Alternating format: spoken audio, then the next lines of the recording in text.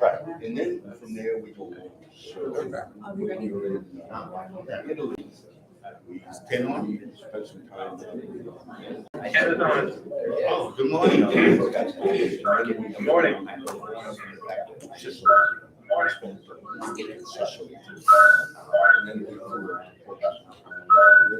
Ken, we hear an echo. Do you mind muting yourself? If you want to do that, I will.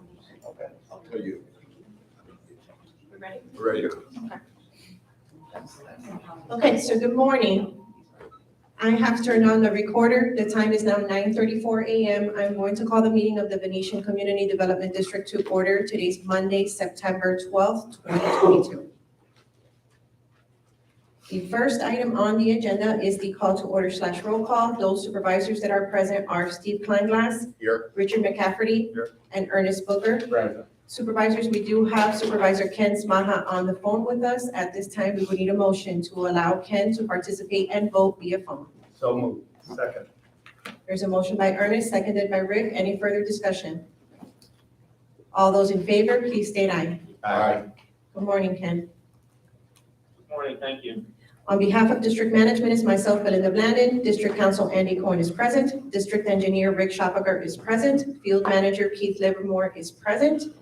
We do have, on behalf of Landscape Inspection Services, John Tolborg, as well as a new team member, John Fowler, with us. Welcome. We do have Michael Rodriguez from Amenity Services present as well. And on behalf of Vesta, we do have Julie Cortina and Ginger Anzalone. Did I miss anybody? No? Are we received? And for the record, we do have representatives from LMP present, both Bill Gibb and Chris Berry. And on the record, there should be audience members noted as well. The next item on the agenda is the Pledge of Allegiance. We ask that everyone please stand for the Pledge of Allegiance. I pledge allegiance to the flag of the United States of America and to the republic for which it stands, one nation, under God, indivisible, with liberty and justice for all. Thank you. The next item on the agenda is the public comment portion of the agenda. Ladies and gentlemen, as a reminder, we will limit public comments to 3 minutes per person. Our first speaker is Jerry Lewis.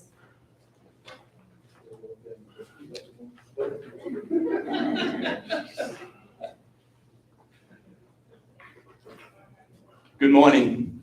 I have a couple of brief comments, and I will stay within 3 minutes that are allotted, which will amaze everybody, including myself. First of all, I'm going to start from the bottom up. So I want to express my appreciation for Steve's efforts relative to the River Club property management office space that should be completed within a couple of weeks. I know there's work going on, and we got a little bit of a setback, but we're prevailing. So thank you, Steve, very much for your help. And When you finish, I'll make some comments about it. I would also like to acknowledge both Steve and Rich for their efforts in support of the Resident Access Gates card reader application, which we are jointly utilizing resident assets managed by the CDD and POA for the benefit of the residents. That's really important. That's what we're here for, the residents.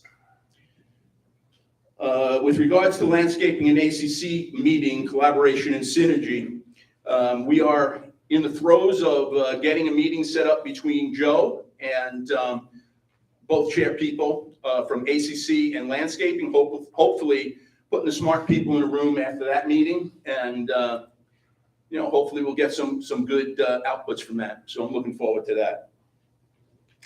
A small credit was applied by Comcast for the River Club, actually.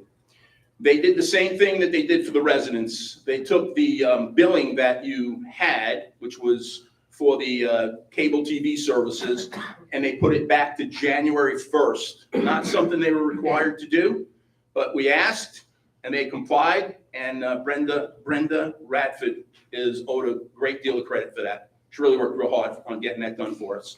She also waived the charges for the cable box that went missing. Of course, we had them for about 12, 15 years, something like that. I don't know what Comcast would do with them anyway, other than a boat anchor, but the charges were waived.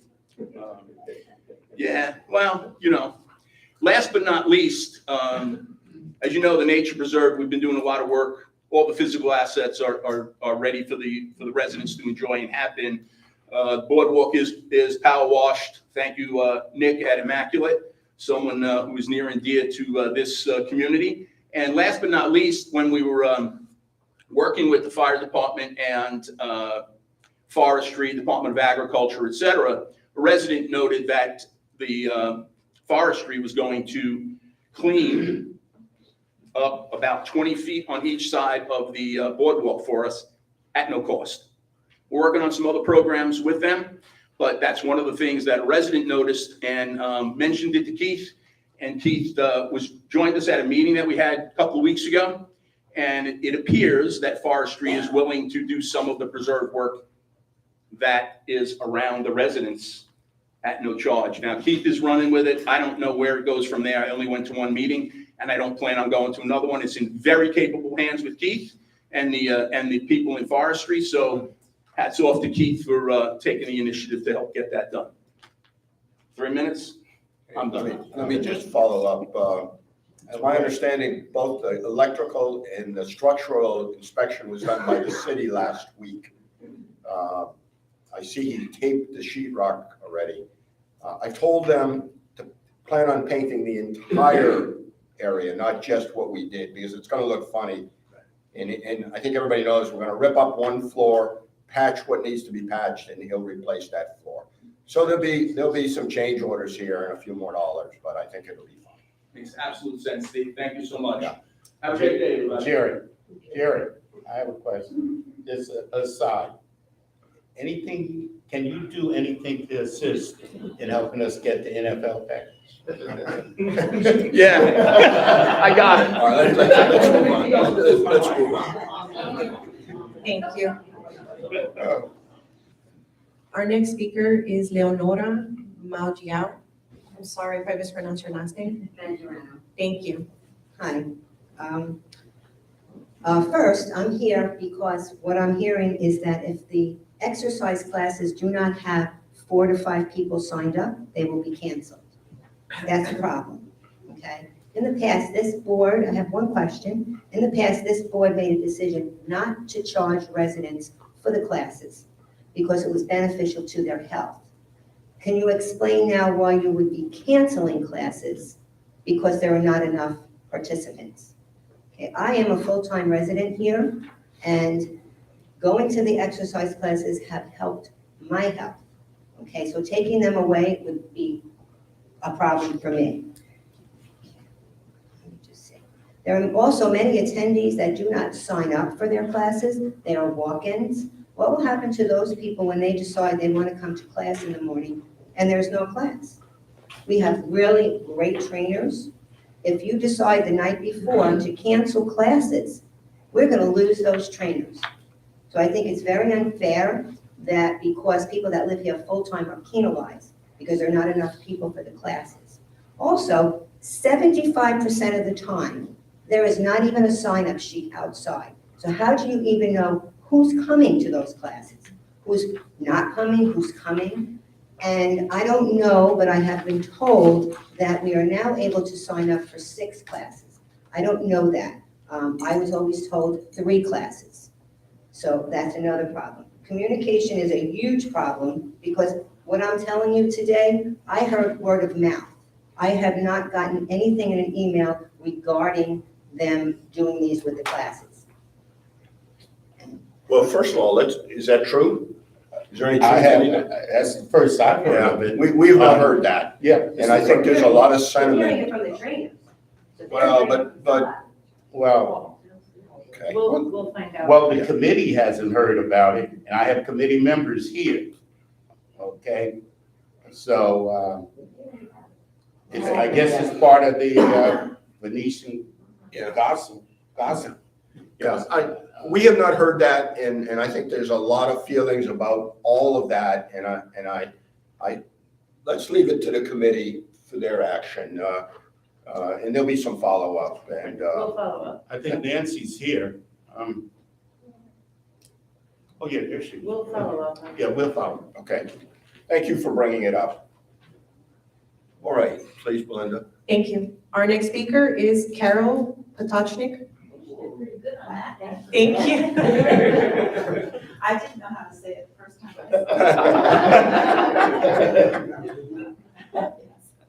I'm just requesting a detailed, the detailed Wait, ma'am. budget to see it. Speak into it so we can all hear you. Okay, sorry.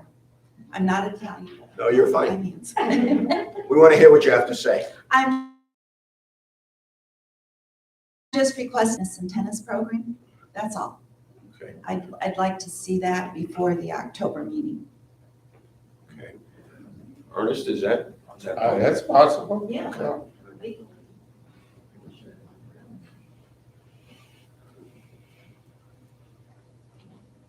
Thank you. Our next speaker is Jill Pizarrick. Good morning. So in my 3 minutes, just a couple things. The first is tennis. I want the board to know that I support the idea of hiring a third party such as Tennis Connections. When I was the chair of the rec committee, which was, as you all know, was the predecessor committee to the racket plus the pole fitness committee, we probably spent 90% of our time talking about tennis. And I think, you all know the issues, right? We have a lot of players. There are a lot of teams because people are looking for organization. And, up to now, we've tried various and sundry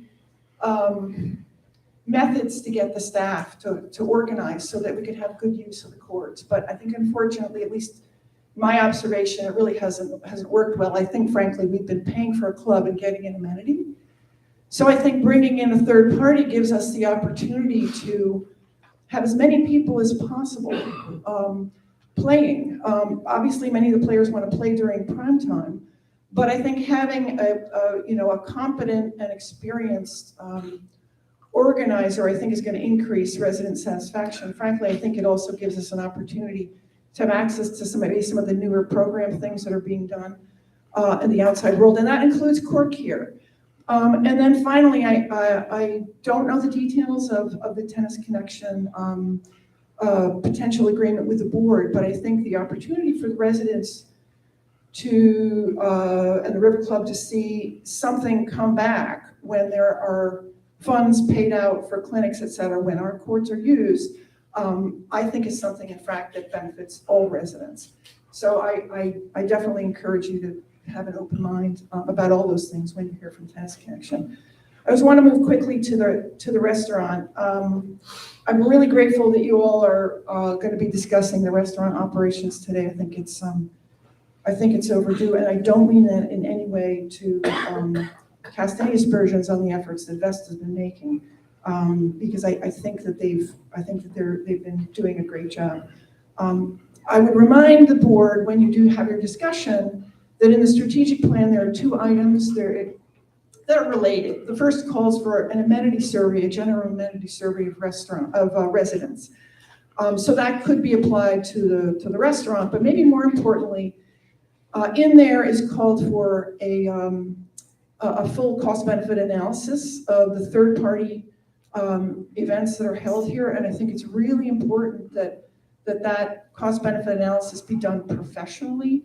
We need to look at the entire annual operations cost of the restaurant, not just on a per-event basis. You won't get nearly the understanding of what the true cost is to residents unless we do a true cost-benefit analysis. So just finally, and maybe the 45 seconds I have left, I hope.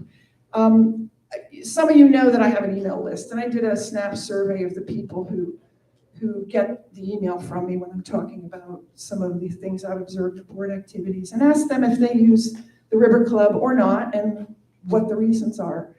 And two things I want you to know with respect to your discussion. The first is the overwhelming thing that people want is casual. They want to be able to drop in. It's a convenient spot, and it's a convenient spot to meet friends. They need something that's impromptu, which is a bit difficult given the setup, I guess I would describe it, that we currently have. But there definitely was a feeling for casual. The second, I think, is also very important to your discussion, which is the subsidy. I was very surprised that people were very thoughtful about it. They understand that a restaurant operation within a club such as ours is a different animal from a standalone commercial operation. So maybe I would just summarize. One of the residents said, we need to put the River Club on a sustainable financial footing. And if we pair that with the notion that I think most of us would agree that the River Club should be a social hub, maybe that can be a bit of a driver for the discussions. So I would really like to ask the board consider a professional third party soon, very soon, to come in and give us their view of how we get there. It really needs to be done by a professional third party. So I would appreciate if you would consider that. Thank you.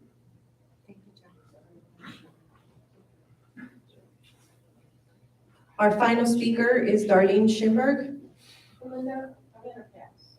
Okay. I did receive an email, supervisors, from Alan Lands, and he asked that I read his comments into the record, which Why is that necessary? you don't have to, but I think it sets a bad precedent as we go forward. You could have at least 700 people sending requests like this.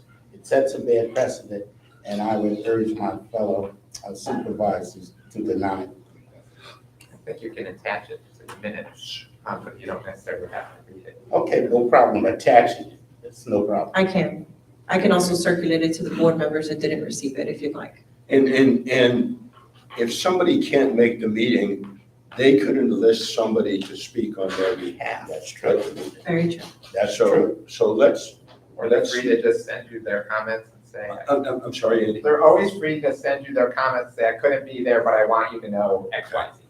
Okay. And there were some other emails that have come in with comments that I'm sure all of us have seen. Correct. And we've seen that, at least. Yes, we've all seen that. Okay, so I will attach this to the minutes. And I'll that'll, circulate it. I'm assuming that'll be our standard going forward, that either somebody will speak for the individual or we'll attach it to the minutes of the meeting. Thank you. We won't get into the practice of reading anything that comes in like that. Thank you, Chair. Agreeable? Thank Thank you, you. Chair. Yeah, if I Thank may, you, Chair. Go ahead, Ken.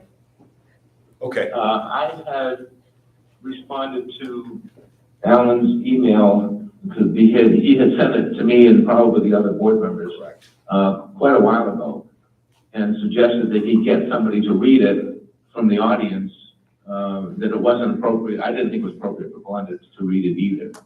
And he had plenty of time to do that. So attaching it to the minutes and not reading it by Belinda is fine. I think there's been several emails from Alan over the last few days. Okay. Belinda, please. Thank you. So there being no further public comment, we're going to close out public comment at this time and move forward with our agenda. We're going to move forward with staff reports. Rick, do you have anything to report?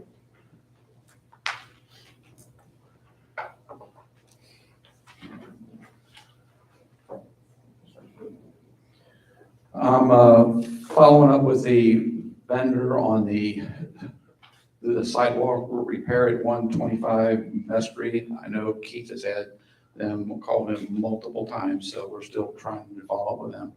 So also following up with the vendor for the asphalt repair on Martalaga. I tried to reach out to him last week, but had not heard back. That's that 1 foot wide strip, about approximately 100 foot long. I reached out to the Lake Bank vendor, and I talked to Rick before the meeting. He made an attempt, I guess you would say,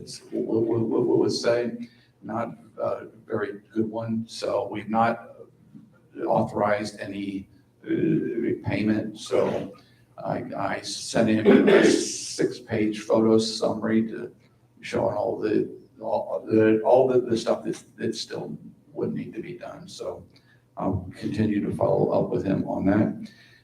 Last week, Belinda sent me the email. It was a water and land survey. It was something with the Florida State or the Florida statutes than some that I've not seen before. It looks like it's more geared towards cities, counties, but there was one item on there with the storm water management that I believe that's the only thing that would be applicable to us. So I'll work with Belinda. Yeah, it originally came to me, and then I forwarded it to Belinda. I have not received any for any of my other CDDs, so I've never seen it I don't know before. what generated it. Okay, and that's all I had, unless anybody's got anything for me. Just a question. With all the rain, all our ponds are doing well? They're nice and full. Yes, I'll address some of that. Okay. okay. You want me to stay for that, or do you want him to address it now? Why don't you do it now while he's here? Right, all of our ponds, well, I'm not gonna say all of them, the majority of them have quite an algae buildup in it, and there's some grasses that, because of the rain and the heat, all right, and Solitude, by law, can only come in really once a month and treat. So they're trying to treat all of our ponds within a 30-day period, okay? And so it's, we're just gonna have to, because they don't look good.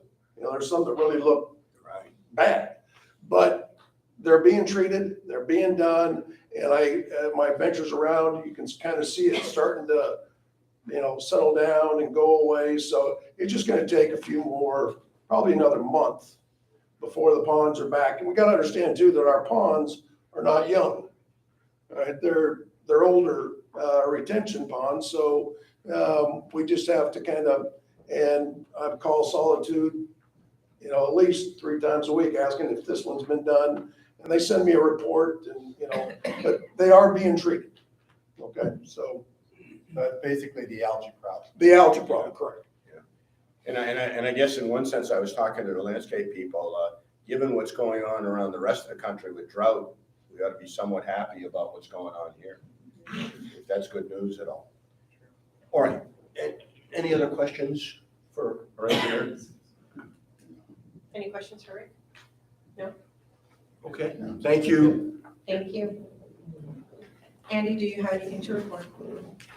Just a couple of items, well, really only one item because the other items are on your agenda. Prepared an agreement with the POA with regards to the nature trail and putting some gates out there with the fencing. Andy, could you use the microphone, please? I sure could. Thank you so much. Just was reporting that I prepared an agreement that we mentioned last month with the POA with regards to the nature trail fencing and putting up some gates and such. And I circulated that to the POA, and I know that they are meeting with Rich on September 15th to talk about that issue, and probably a number of other issues to work together on. Otherwise, as I said, the other issues that I have are already on the agenda. I can comment now on the amenities RFP if you want, or we can just wait until we get there. Let's wait till we get there. Okay. Do you want to mention our discussion about that notice we got? Oh, sure. Just so they all know. That was nothing. We received, Terry forwarded over a notice to owner that we received from one of the subcontractors who was doing some concrete work for the Tiki Bar. We receive those frequently, and Carrie sends them over. That's something that's just done under Florida's construction law, even though, and they don't realize this, but as a CDD, they cannot lien public property. But subcontractors still do send out notices to owners when a project's being done, just so the owner is sure that they get paid, basically. So there's no issue with this? No issue. It's a routine item. It's just something they do for coverage. Okay. I've not mentioned it to the contractor. Yeah. I'm glad to answer any questions, though. We're talking about the RFP later. Yes. Yeah, I've asked Belinda to, maybe we'll jump around a little because I'm sure Mr. Bracco wants to be here for some of those discussions. So let's try to do some of our agenda items. And he can't be here till 11, everybody. Okay, so yeah, we didn't explain to the public the situation with the chairman. Yeah, so our chairman has an emergency. He's expected to be here by 11 o'clock. So we're gonna take care of some items on the agenda that we can take care of without his presence, and then we'll hold on some of them. And maybe we'll take an early break if we have to. Okay, thanks.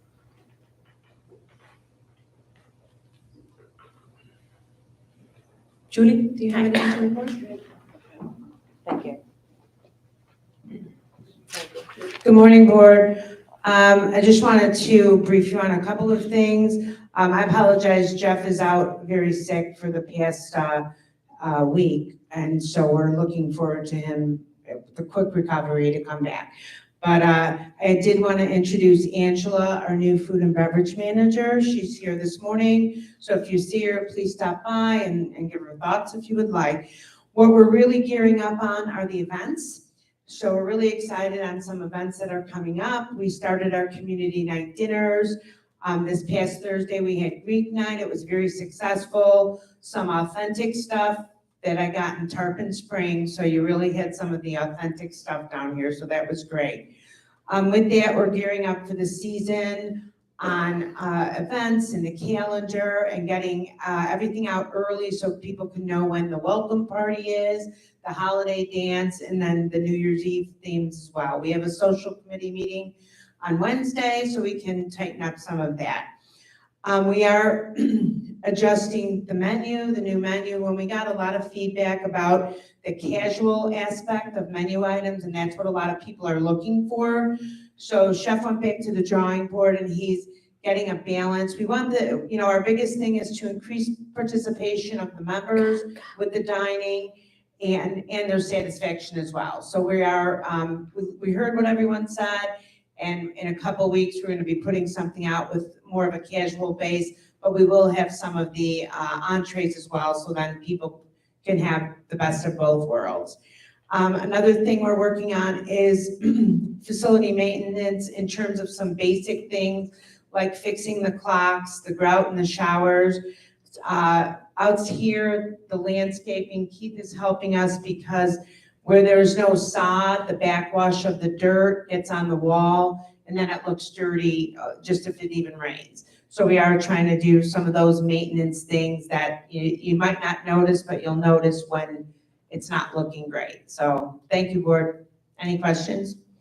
So you are addressing Jill's concern? The casual. Casual dining. Yes, sir. Okay. Yeah. There used to be fans, lights and fans outside in the patio. Are there no longer fans? Under the veranda? Under the veranda? Yeah. Was there a change? There's no. They're all working? Okay. I'll double check it. Okay. I'm not, I don't want to answer that, but I'll double check it. Okay. Anything else? We're good? Thank you. Thank you, Julie.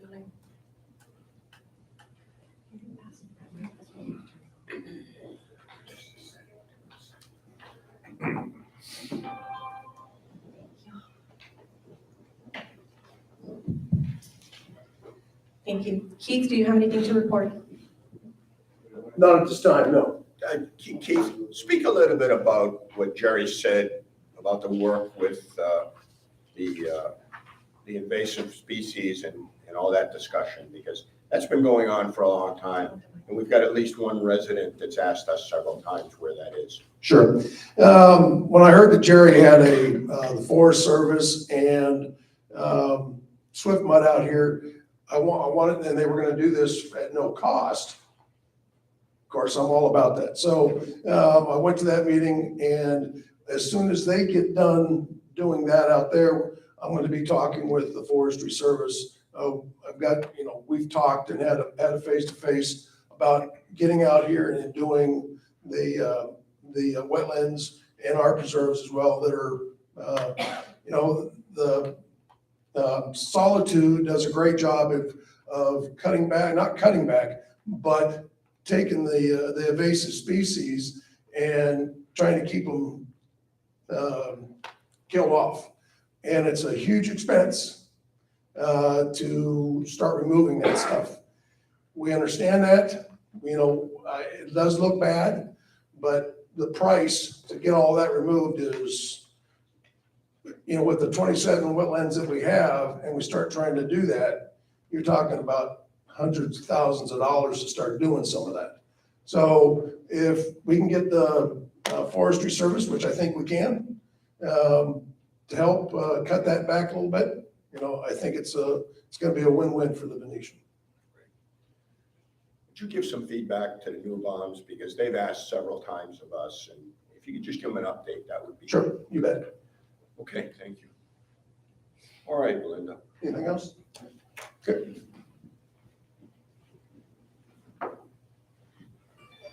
Thank you.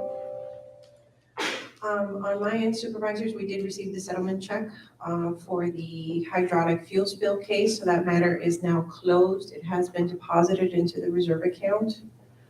Other than that, I have nothing else to report, but just to remind everybody that this is our only meeting this month. So if there are any matters you would like to address, please bring them up under supervisor comments. The next meeting will be October. 7. We have a 10th meeting also. Any questions for me? We're going to move forward with our business items. We're now going to go with item number 5A, which is the review of the August field inspection report. John is present. Good morning, Board. The report is behind tab number 2, supervisors.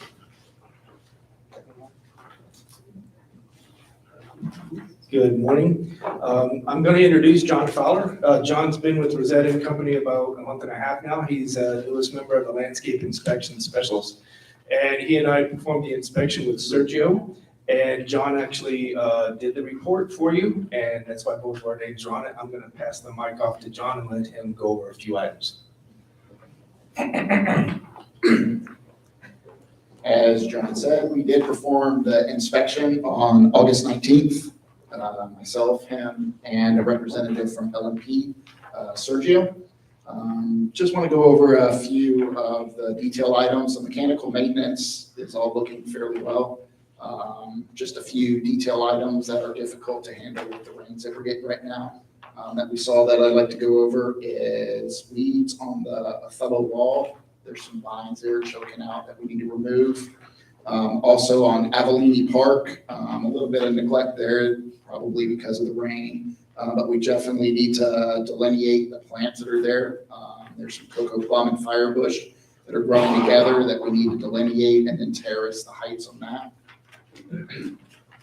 Another item that we looked at that needs to be taken care of is the berm, the Medici berm, east of Citadella Drive along Laurel Road. Give us the numbers, please. The numbers. On the report. Oh, I'll have to look for this, sorry. I'm a numbers. There's a few of them.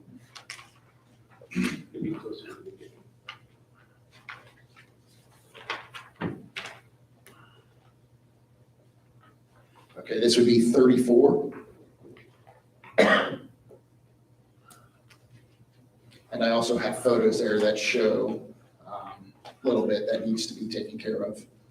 Also there in 34B, you can see some Kogan grass growing in the beds, and that's a very invasive species that needs to be looked at and removed as well. Can we go back to the Medici berm, because this is on every single report? Yeah, and it's mostly the Laurel Road side of the Medici berm. Okay. There's a few spots where the new development has gone in on the south side of the road. That's where most of those photos were taking place. So we're suffering a few things in there. We've got a lot of oleander, the Nerium Oleander, which is the full-size oleander, which is being shaded out by our live oaks, not street trees, but the trees on tops of the berms. And there's probably very little we're going to be able to do, if anything, for those Nerium Oleander. Those love full sun, beachy type plants, and they're under the deep shade. We've also got a lot of downy jasmine, star jasmine on that berm, and viburnum. Viburnum looks pretty good. We got a couple different types, but it's mostly, like I said, the Laurel Road side of the berm.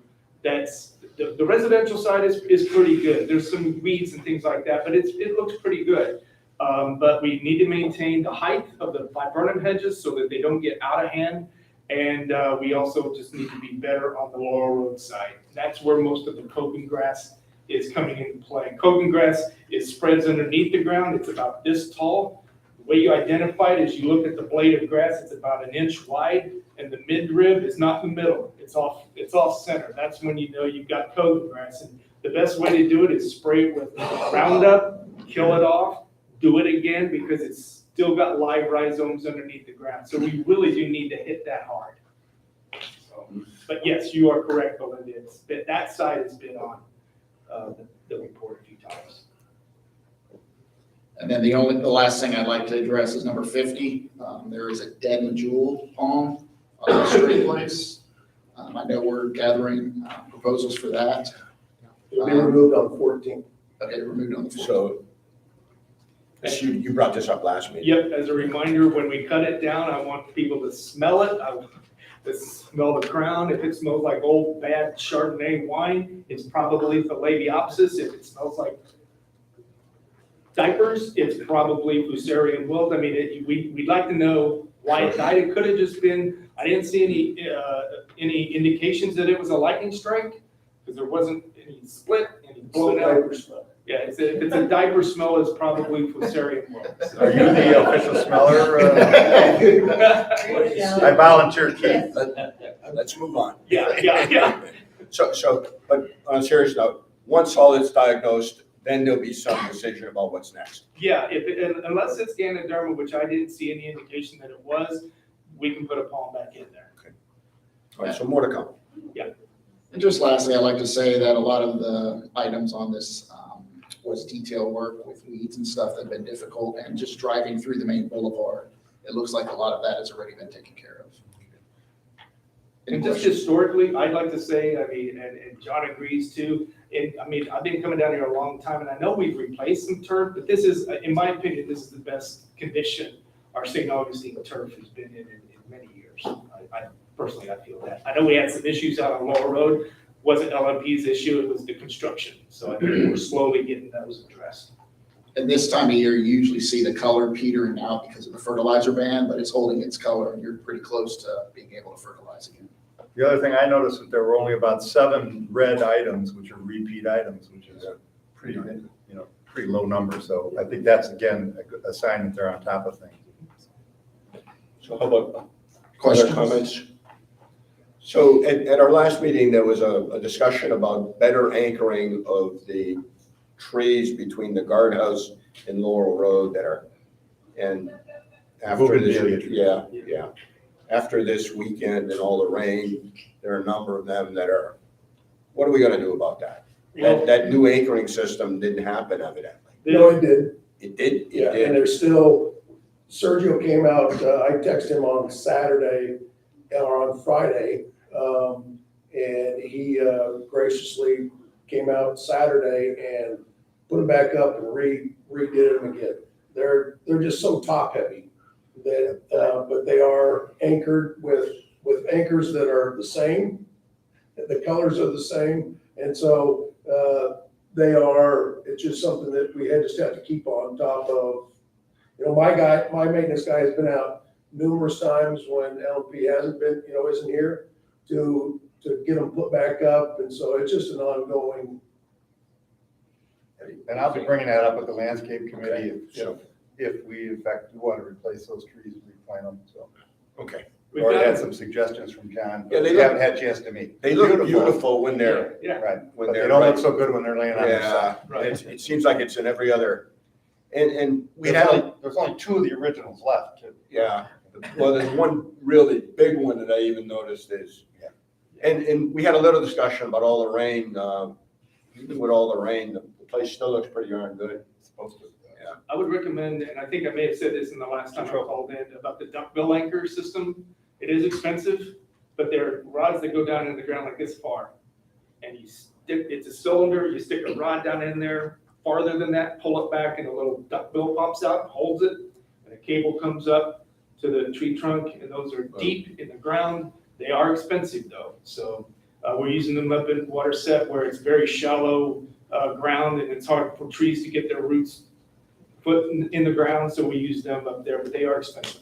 So All right, well, Would that be something we could try on the two largest Sure. ones? Yeah, I If there's any of the trees that need that help, it would be the two. exactly, yeah. So maybe experiment on, instead of, breaking the bank on all of them at once, Right. just experiment on one or two. is it, you want to talk with the committee about it? Well, no, we'll have LMP give us a price on Okay. doing that on the two largest ones. Okay. And- Great. And we'll talk about it. Yeah, okay, great. All right, what else, sir? Any questions from you guys? So is everybody your company named John? Is that? It seems that way. Well, Welcome. Thank you very much. Welcome, and as usual, thank you. All right, Belinda, where are we on? If there are no other questions for John, we can move forward with item number 5B, which is the consideration of the LMP request for contract renewal, which is behind tab number 3 for your review. Andy, do you want to cover this item? Sure. Let me just start laying a little bit of a procedural groundwork, and then, you guys can have a discussion with LMP about whether you're interested in proceeding forward with their services, of course. Is that when I saw this on the agenda, I got the original contract from Carrie. Taking a look at it, it is a 1-year contract with an opportunity for 2 renewals. And so both of those renewals have been exercised, and that brings us through to October 31st, I believe. Yes, October 31st of 2022. So the contract we have in place has, or soon will, run its course. So, and their contract amount is above the statutory $195,000. It's quite a bit above it because of the extensiveness of our landscaping here. So, if you make the decision that you want to proceed, unfortunately, we cannot just snap our fingers and sign another contract with LMP. We would need to go through the competitive bidding RFP process.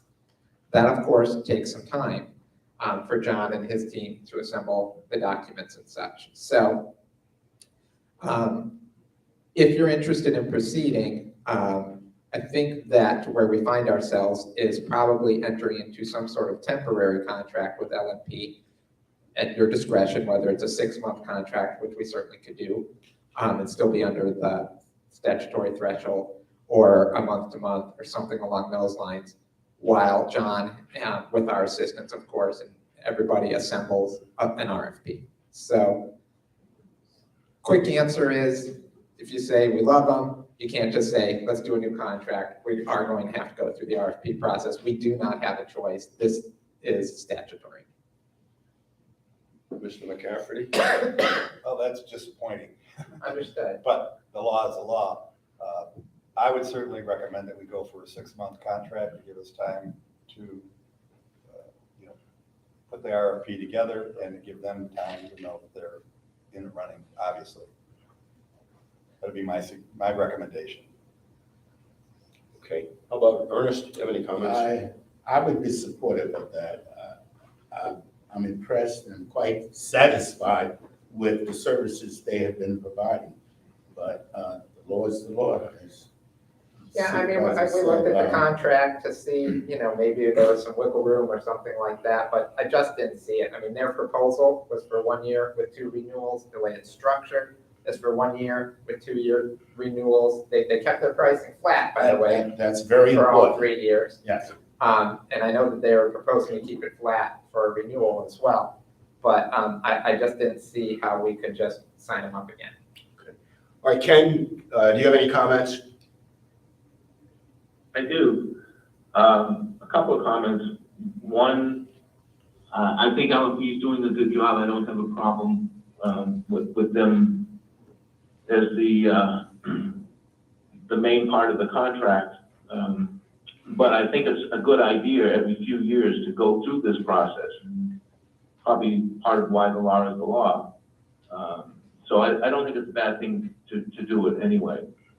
But I guess just as importantly, and I'll address this to Andy only because he's sort of the keeper of the contracts.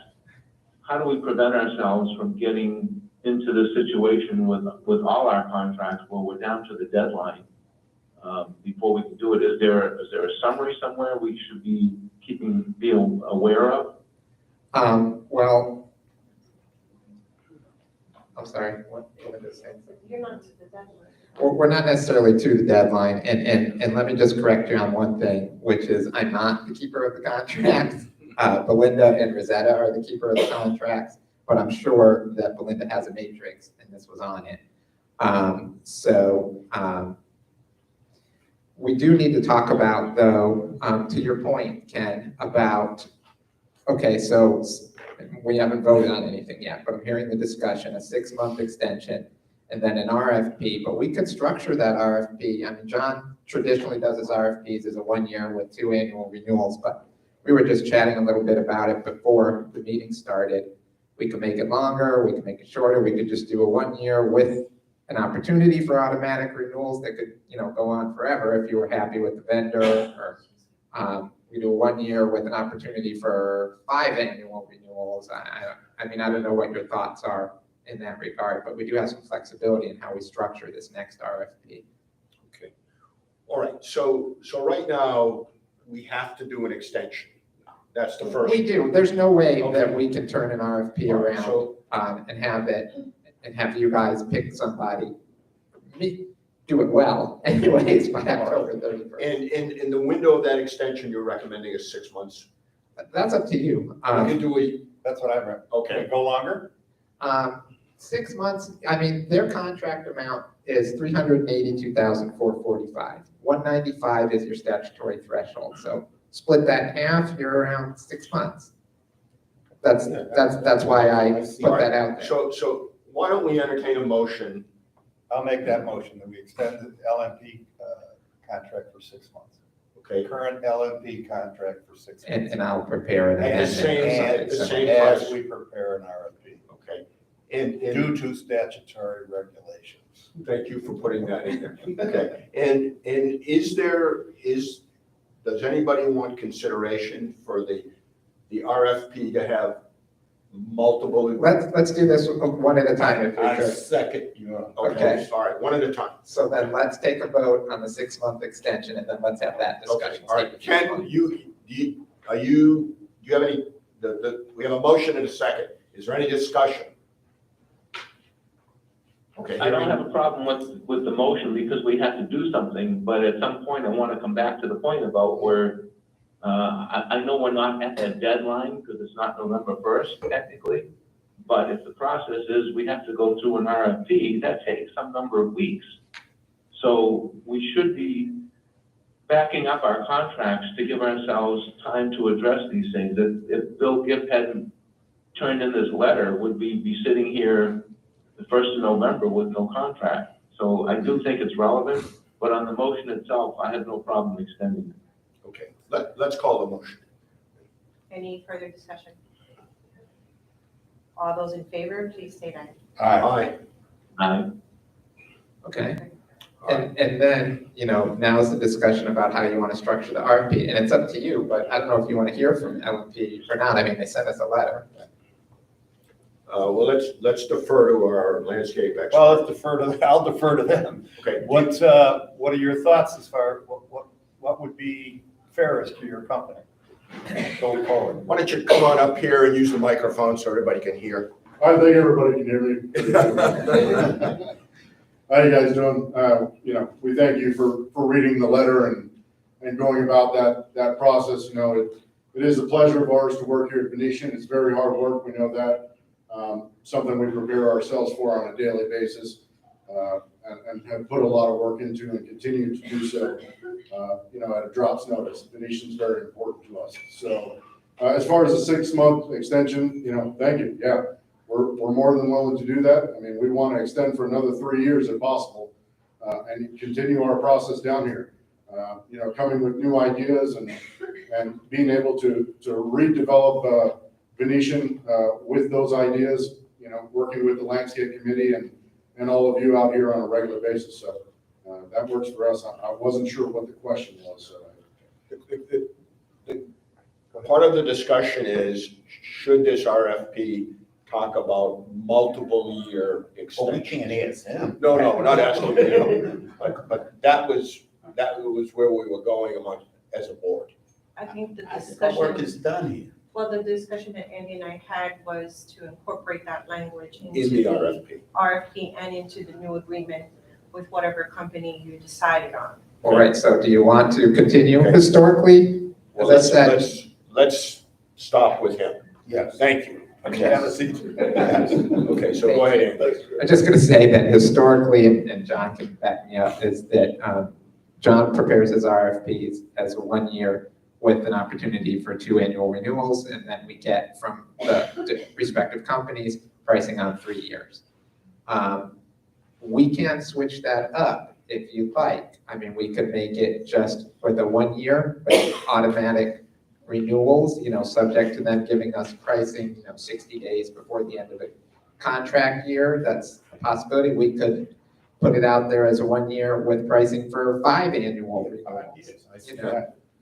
And keep in mind, we always have the opportunity, the contract that John prepares with our assistants always has a termination for convenience in it. So if you're not happy with work being done, you always have an out. Okay. Do you want a motion as to this part now, or do you want to just give some guidance? Yes. Unless there's more discussion. You would need to provide us with authorization to Okay, proceed with the so- RFP process. Do you want to make a motion, sir? I could try and frame it if you'd like. Please. It'd be a motion to authorize staff to proceed with an RFP for landscape and irrigation services for a 1 year contract with pricing for 5 annual renewals. I so move. Is there a second to that motion? Second. Okay, discussion on that motion. Okay, Belinda, call the vote, please. All those in favor, please state aye. Aye. Aye. All right, so done. John? I'll bring a draft of the RFP to your next board meeting. Well, let's, should go to the landscape committee first, or simultaneously? I'll probably be talking to Keith a lot just to find out, because I know that you've got different arrangements for mulch installation and things like that. So I want to get that language in there. Okay, so you're comfortable? Very much. Okay, And I'll be working on, I'll probably do it as an addendum for the 6-month renewal, and we'll get that to LNP to review as well. okay, so just for, go ahead, John. Part of please. your, what I'll bring back to you is evaluation criteria within there. And of course, you all have, you can reallocate the points, kick out categories of evaluation if you'd like, or add more. But your biggest thing is you can evaluate, you can reallocate all the points in the evaluation. At least we have time to do this now with the 6 months. Yep. Do it properly. All right, so what we've decided is a 6-month extension to LMP at the same price, and then an RFP to go out that will have a one year contract with 4 or 5 renewals. 5 renewals, so it'll be 6 years in total. Correct. Okay. All right. Can we move on? So Ken had a question about the actual expiration of the contract Okay. date. Please. We did not believe that the contract would have to go up for RFP. Because of So the I did pricing. have it set on my calendar to have a discussion with the board at this meeting. When Bill reached out to me, I asked him to send a letter to the board in writing for the discussion. Okay.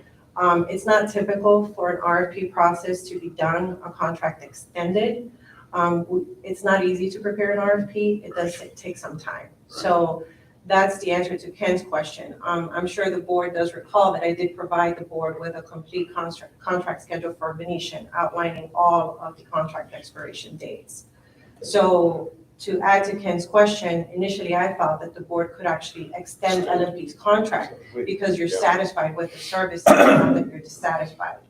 But then Andy reached out and said that he went, reviewed, came back and said, I don't think that we can extend it. We're going to have to go for RFP. All right. So that all makes sense. All right, can we move on then? Is everybody satisfied? Belinda, if you would make a note, I don't think I have that contract schedule, so if you could send that to me at your convenience, thanks.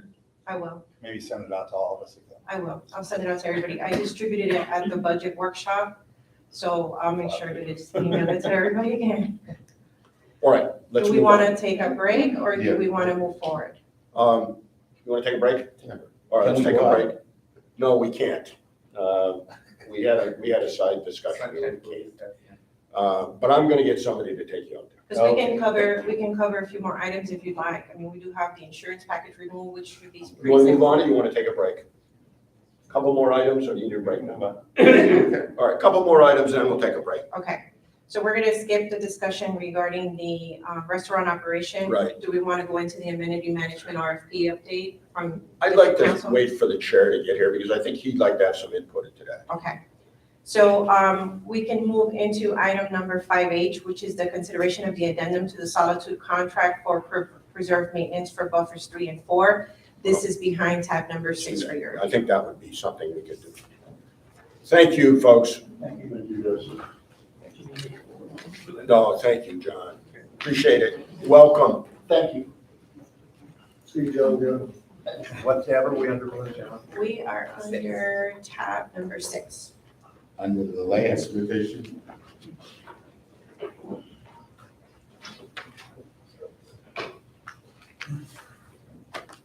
So the total cost per quarter for buffers 3 and. Yes. Go Yes. ahead, Ken. It's tab 7, isn't it? I'm seeing tab 6. Tab Are 7. we doing insurance or Solitude? No, we're doing Solitude. That's behind tab number 6. 6. Never mind. So these are the 2 buffers that we had pending. According to Rick, they have successfully been transferred to the district, so we do need to take over the maintenance on these. Okay. So this is $2,160 per quarter.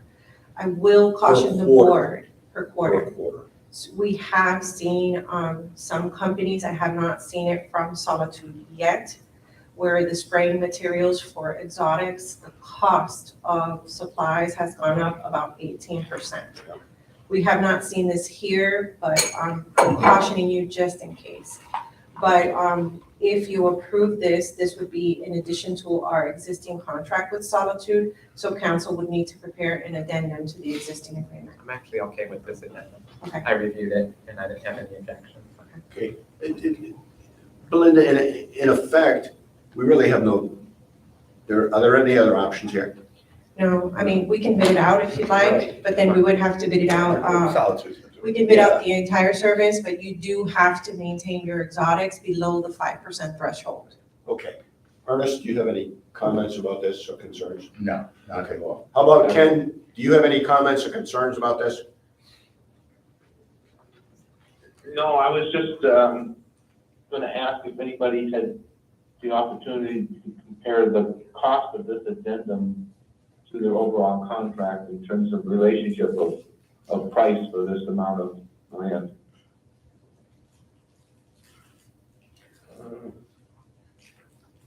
It's hard to I think it's in compare line from what I because of the square footages, it's very different. It's not, or acreage. You can't really determine a per acre cost because it varies. If I'm right, I think the bigger issue is the cost of what you said. I mean, we see that going up everywhere. Absolutely. And that's, in a sense, out of their control. But these are 2 additional areas that we're currently not treating, Okay, that were being treated by Lennar. okay. Do we need a motion, Belinda? We do, we need a motion to approve the addendum to the Solitude contract for Okay. preserve buffers 3 and 4. Okay, I so move. Is there a second? I'll second. Okay, all right. Discussion on this issue?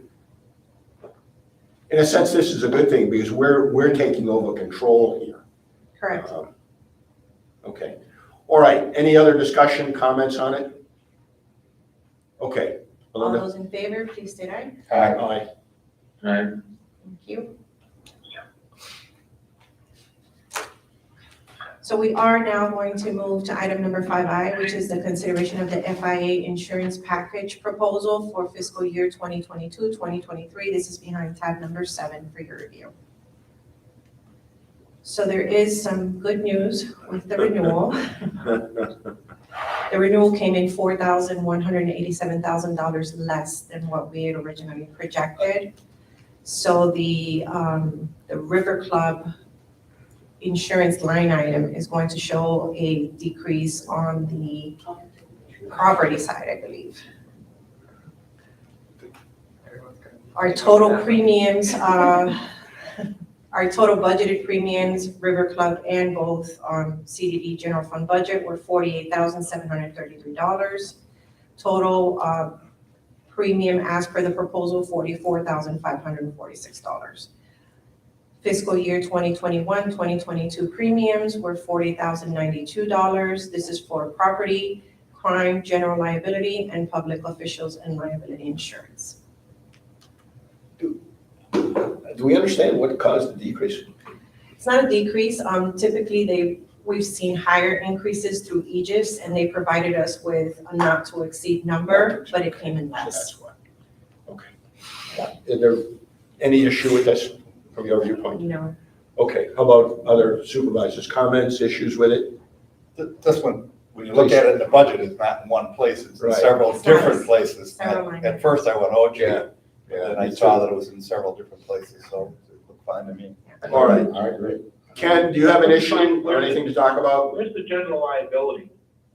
The general liability is on the second page It's in of the general fund budget, and the general liability falls under the CDD. The River Club only has a charge for the property policy. Okay, And the Belinda. the crime amount is included in the general liability number. Do you want a motion? I do. We would Okay. need a motion to approve the renewal proposal presented by Aegis for fiscal year 2022, 2023. So moved. Okay. Second. Okay, we have a motion and a second. Any discussion on this issue? Okay, Belinda, please. All those in favor, please state aye. Aye. Thank you. As we go forward, is there a statewide fund? That's what it is. Okay, Yes. all right. It's a Okay, pool, so so cool, 'cause it's a that's, Florida I know insurance. that's what we do in Jersey, so, okay. Okay. So it is 10:35. Do we want to take a 15-minute break? Yes. Okay, so we're going to take a 15-minute break at 10:35 a.m. Okay, so for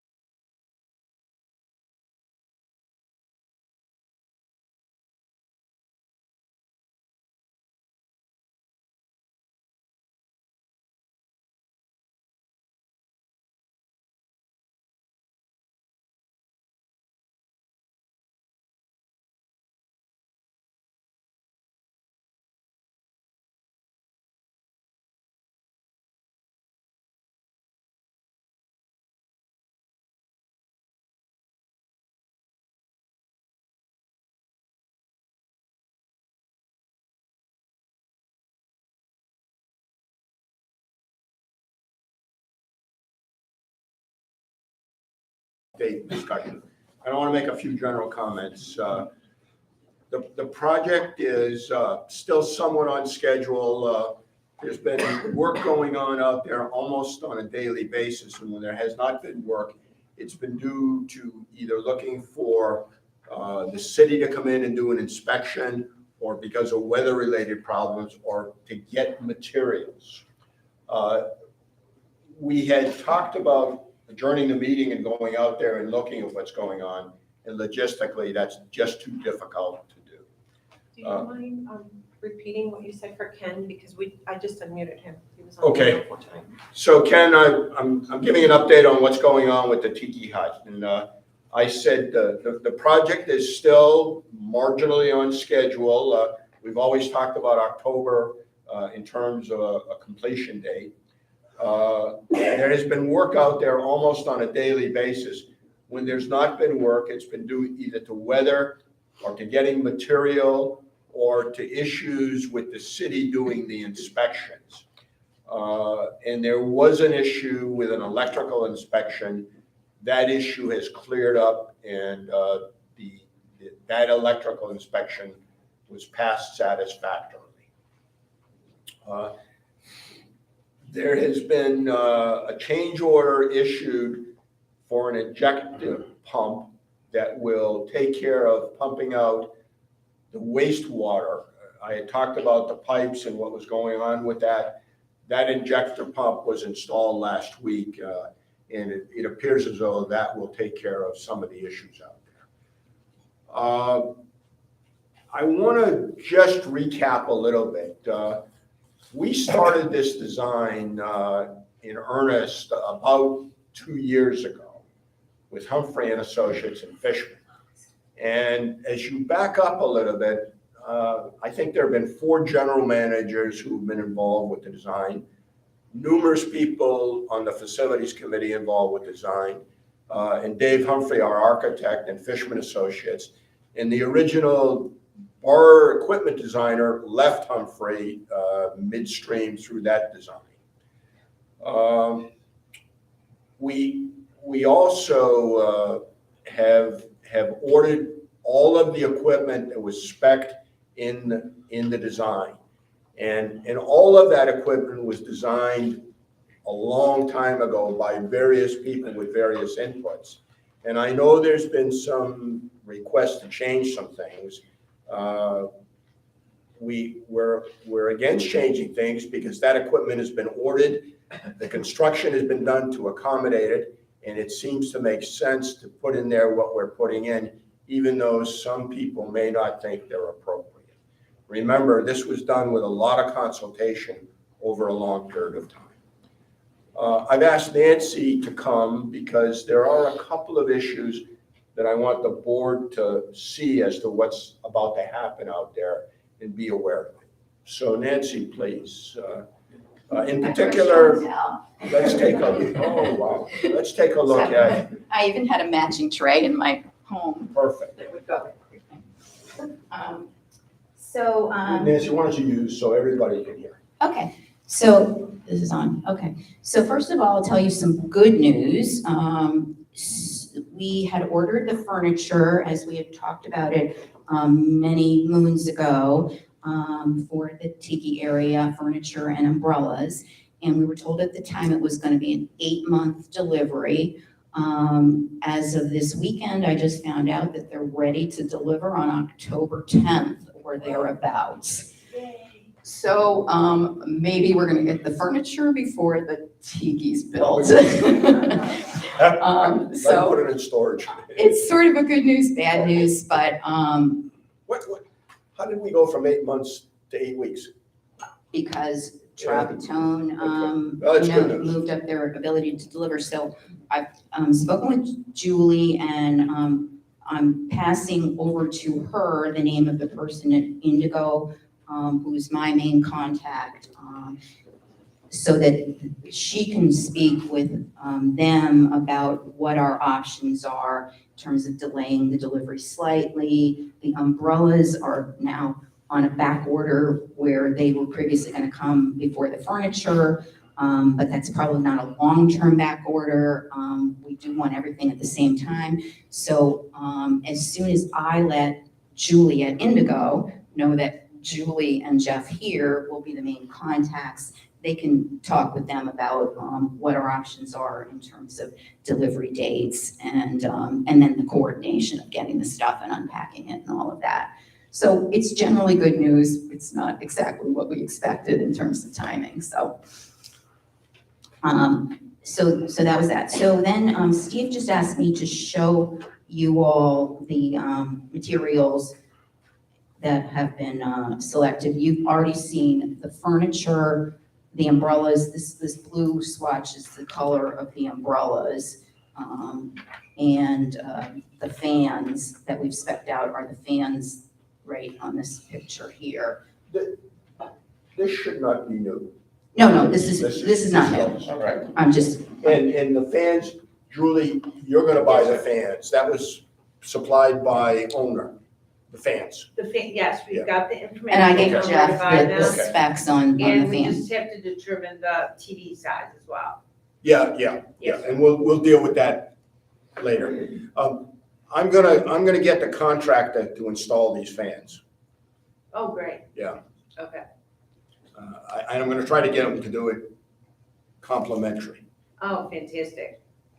We're gonna get them, but I'm just checking one other company. Okay. You had mentioned to possibly check another vendor. I checked two already just to get a price comparison. He's not gonna be ready for them for at least a couple of weeks, at least. Okay, great.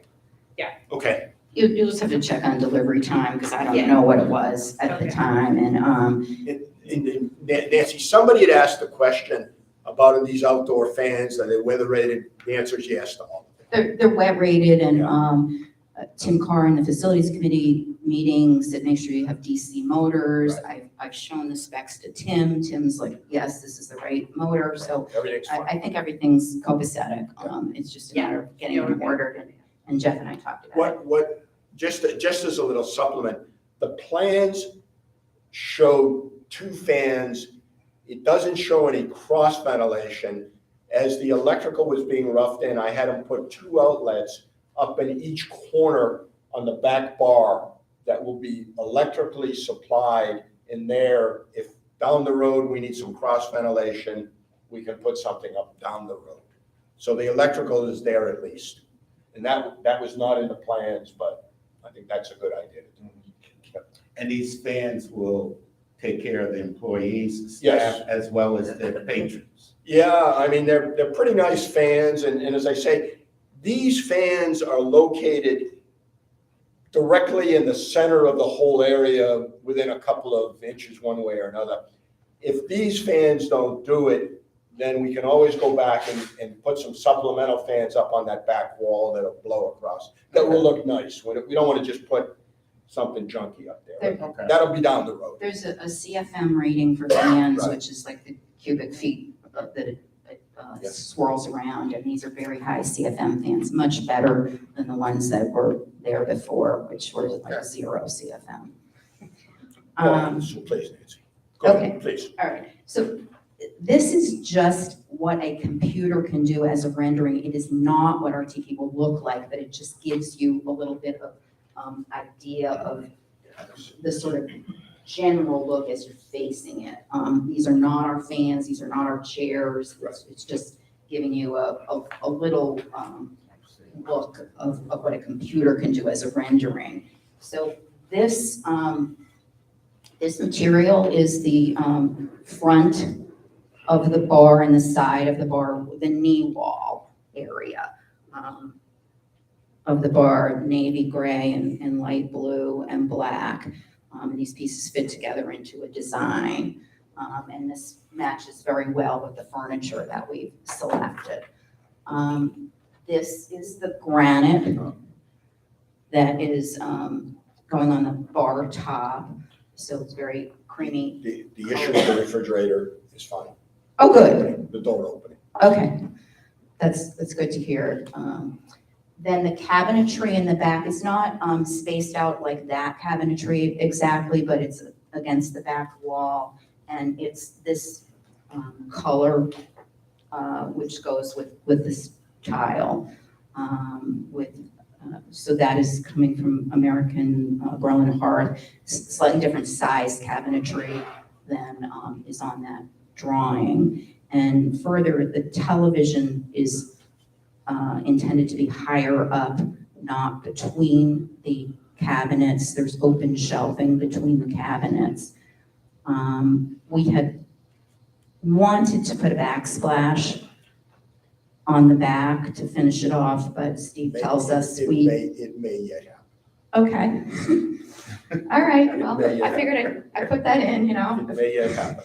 So it would look nice to have a little bit of a neutral backsplash to just finish it off that area. So if that can happen, I can give Eric the specs on it. This tile is probably 1/10 of the budget that we had for tile. So we had enough money left to do a backsplash with our tile budget, if it's permitted. What are the cabinets made of? They're made out of resin, so they're outdoor cabinets like you would get. And the exterior finish is painted or? No, it's all resin. It's a solid product. So if you smash into it, it's this color all the way through. The company that is doing it has done a lot of the outdoor kitchens for residents here. It's American, they're up on. American Grill and Hearth, they did our outdoor kitchen. They're They do really a lot. good. I've heard their name. Yeah, they do good work. So yeah, it's all outdoor rated. I should have known. No, we're making it out of wood and it'll be toast in 6 months, but you know. And then the paint color. So this is important. This is a change that I want you to know about. So go ahead, Nancy, please. So we went to the POA office to look at the now approved paint colors for homes.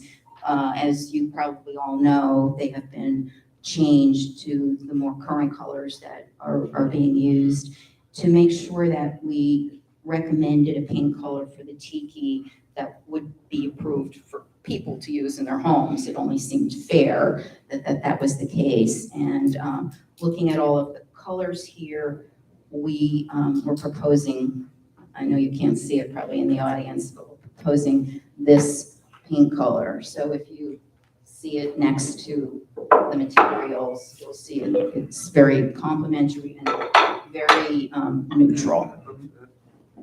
And then there is trim. There's the big columns, and then there's some trim across the top on the outside. And we're recommending this for the trim. It's creamy color. Also very neutral. So that is our suggested palette for everything. Steve, you like those colors? Yeah, look, in full transparency, this has been through a lot of reviews here. I was a little concerned that tile was too much. Everybody seems to think it's not too much, it's gonna be okay. I can live with that. What I want you all to know is that this building is the original color. The Tiki Hut is gonna be a more modern, with the times type of color. And again, I'm fine with that. I just don't want these new colors to show up there and you say, what'd you guys do? I want you to hear it ahead of time before we do something. I think it's gonna be fine. In a couple of years, when this building gets painted, there'll probably be a change of colors here, as there'll probably be a change of colors in the general community. It's very, a bit of a neutral looking scheme. I mean, this is a print, of course, but the colors aren't out there. They're what's being done currently, and it's not right up against this building so that it needs to be the exact color. And we did throughout the process, a woman that lives on Montaluna, her name is Patty Morton, and her company is Pretty Places in Paradise, and she has spent a lot of time helping us select things that will look good together and are not too out there, Mediterranean influence, but a little bit more modern Mediterranean.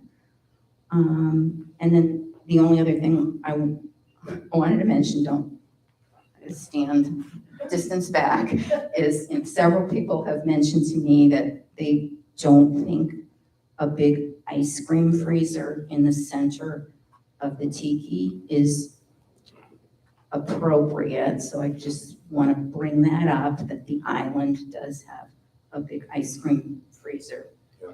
And it was ordered, as Steve said, many moons ago under previous management. And again, the concept of why that ice cream freezer went in there was, remember, we started out with a full kitchen out there, then we went to a modified kitchen, then we went to no kitchen, and there was some feelings in the past that, well, wouldn't it be good to have a little freezer out there to put novelty type stuff in there? It is not a huge freezer. It is at the back of the island, and it's already been ordered. All the electrical is out there. I got a message last night late about somebody about this. This has been going on for a long time, folks, and all of our meetings have been open. We put a lot of effort into this. I didn't inspect the ice cream freezer. That was done by a group and by our consultants, and that's where it is. So we can't cancel it? We can cancel it with a restocking fee, I suspect. But remember, all the electrical and all the design is done to accommodate that. Wow. And canceling it at this point, I don't think is, because a couple of people have said they don't think it should be there. I don't think that's a reason to cancel. Well, I'm more concerned about the usage out there. During the season, I'm out there, and I seldom see people walking around with popsicles or anything. Right. That's because they don't have it out there, perhaps. Well, there's a reason, that the good humor man is no longer with us. Well, that's not necessarily true. If he does come to neighborhoods, but go ahead. I mean, they used to come down the street and all, and people are moving away from that. But didn't Denise, wasn't it her, it was her suggestion that we put ice cream bars out there and all? Yeah, I think it may have been, we've been through 1, 2, 3, 4 general managers, number of other people. There was an issue about what kind of stuff we're gonna have out there, and we have a dishwasher out there. Yes, we do have a dishwasher out there. Good. The ice cream freezer was considered to be part of the design, and that's where it sits. See, I'm looking at it from the point of view of revenue and what could generate the most revenue out there. Frozen daiquiris, yeah, we can put them in there. I can see that. That may very well happen, that there be other things put in there. You stayed the course. We've done a yeoman's job in bringing this project to completion eventually. So, but I just think we need to maybe rethink this and put the resources in drinks that you can make, frozen, again, daiquiris and things like that, or Cosmos and all, things that you can use at parties out there. Well, Ernest, don't get me wrong. They want to put frozen bananas in there. I don't have a problem with they put in there. That sells. That's going to be turned over to the operational company. Okay.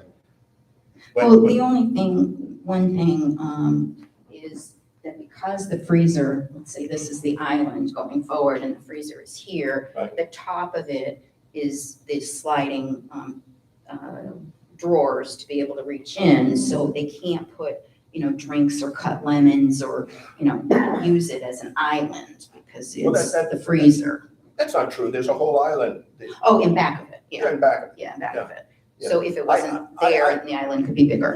Now that we're sitting here, I could tell you tons of things that we would do different in another design. I would have put the bar taps further forward.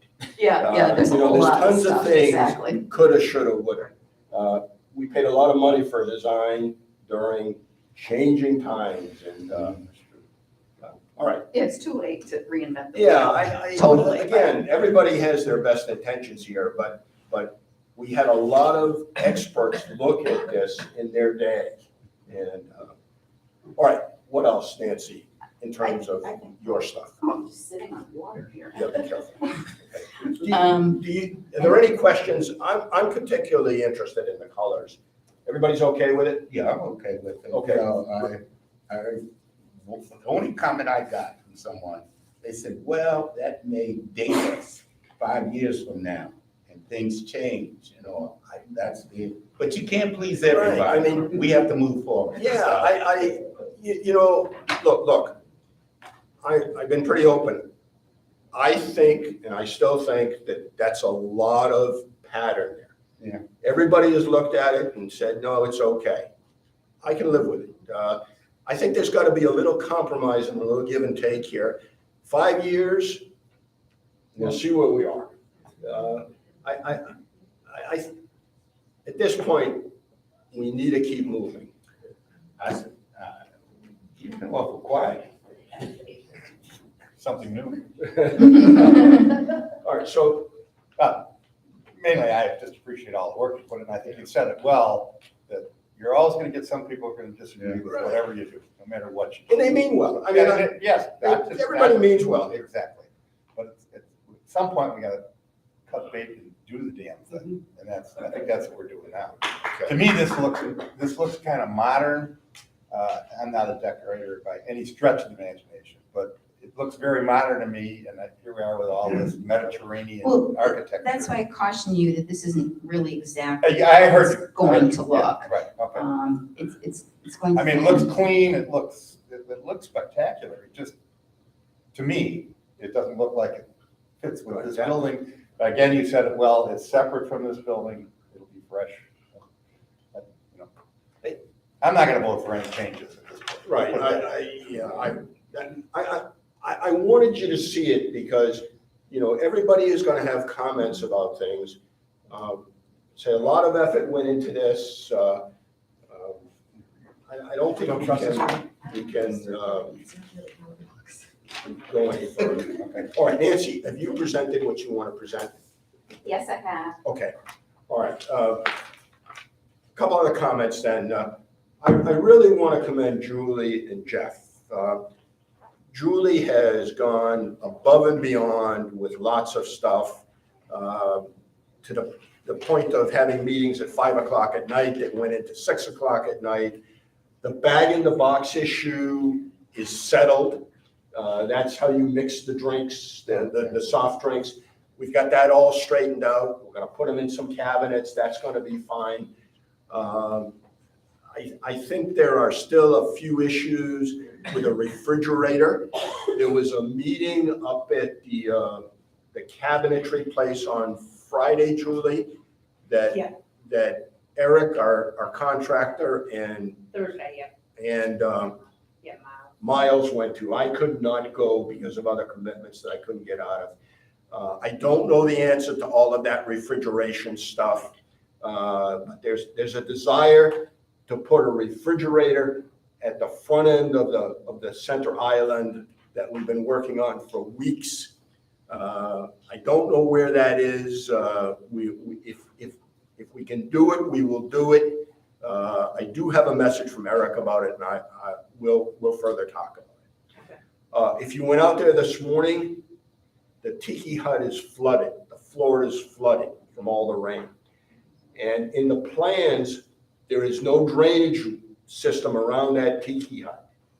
And this is not acceptable. I mean, we got to do something about that. So it was approved by the city, the design, the drainage. Yeah, so I got to talk to the contractor about, you know, we can't have that flooded after a rainstorm.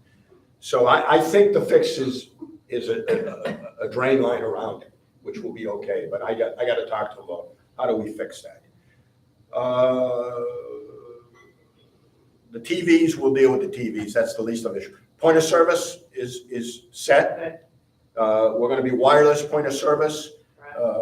How much? About 8,000. But you said there was residual funds. So. Yeah. You did say that to me. So we're into the project 173 and 54. We've got a couple of change orders that are about 5,000. So we're still way under the 250 that you authorized. The furniture and the landscaping and the tile work are separate. So we got some money being spent here. We have a wine refrigerator? Yes, we do. Yes, there's a wine refrigerator. Yes. People said to me. Yes. Steve, are you aware that there appears to be flooding in the far corner opposite from the tiki bar? There's like a circle, I guess that would be the northwest corner of the pool area? Away from the tiki hut? Yes, away from, the reason I'm bringing it up is when we're having the pavers in, the paver guys in, they need to take a look at that. Because I was there a week ago and it hadn't rained in 3 days for a change, and it was still flooded back there. Yeah, I'm not, I'll go up and look at it. It's the opposite corner from the tiki bar. Yeah, and I'm not familiar enough to tell you intelligently, but Julie, somebody contacted Jeff about a proposal for all new pavers out there, or coating the pavers, or doing something? For some papers. I'm not sure where that came from. I thought it came from you, maybe. Somebody came up with something from the POA about pavers. Better papers, yeah. I mean, we're not in a position to change all the pavers. No, I'm just, yeah. We're gonna have paver work done. Yeah. That would be the time to look at that area and make sure if there was a drain there that's operating, or if there needs to be a drain. Yeah. That would be the time to do it. Okay, That's well, I'll put it on this. Julie, anything we missed? No, I think we're ready. Okay. Right. All right. I'd be happy to entertain any questions or comments. You need any motions or anything from us? No, I just want to keep you informed about what's happening out there. We're spending, you know, we're gonna spend between the furniture and the construction and all the equipment, when it's all said and done, we're eking up over $300,000. And that's a lot of money, and I as a courtesy to all of you, I want you to know what's going on. With this new point of service, will we be able to tell then what the revenue is from the tiki bar? What was that? With this $8,000 point of service, will you be able to tell us what the monthly, quarterly Oh, absolutely. revenue is from the tiki bar, Yes. including not just drinks and that, but food also?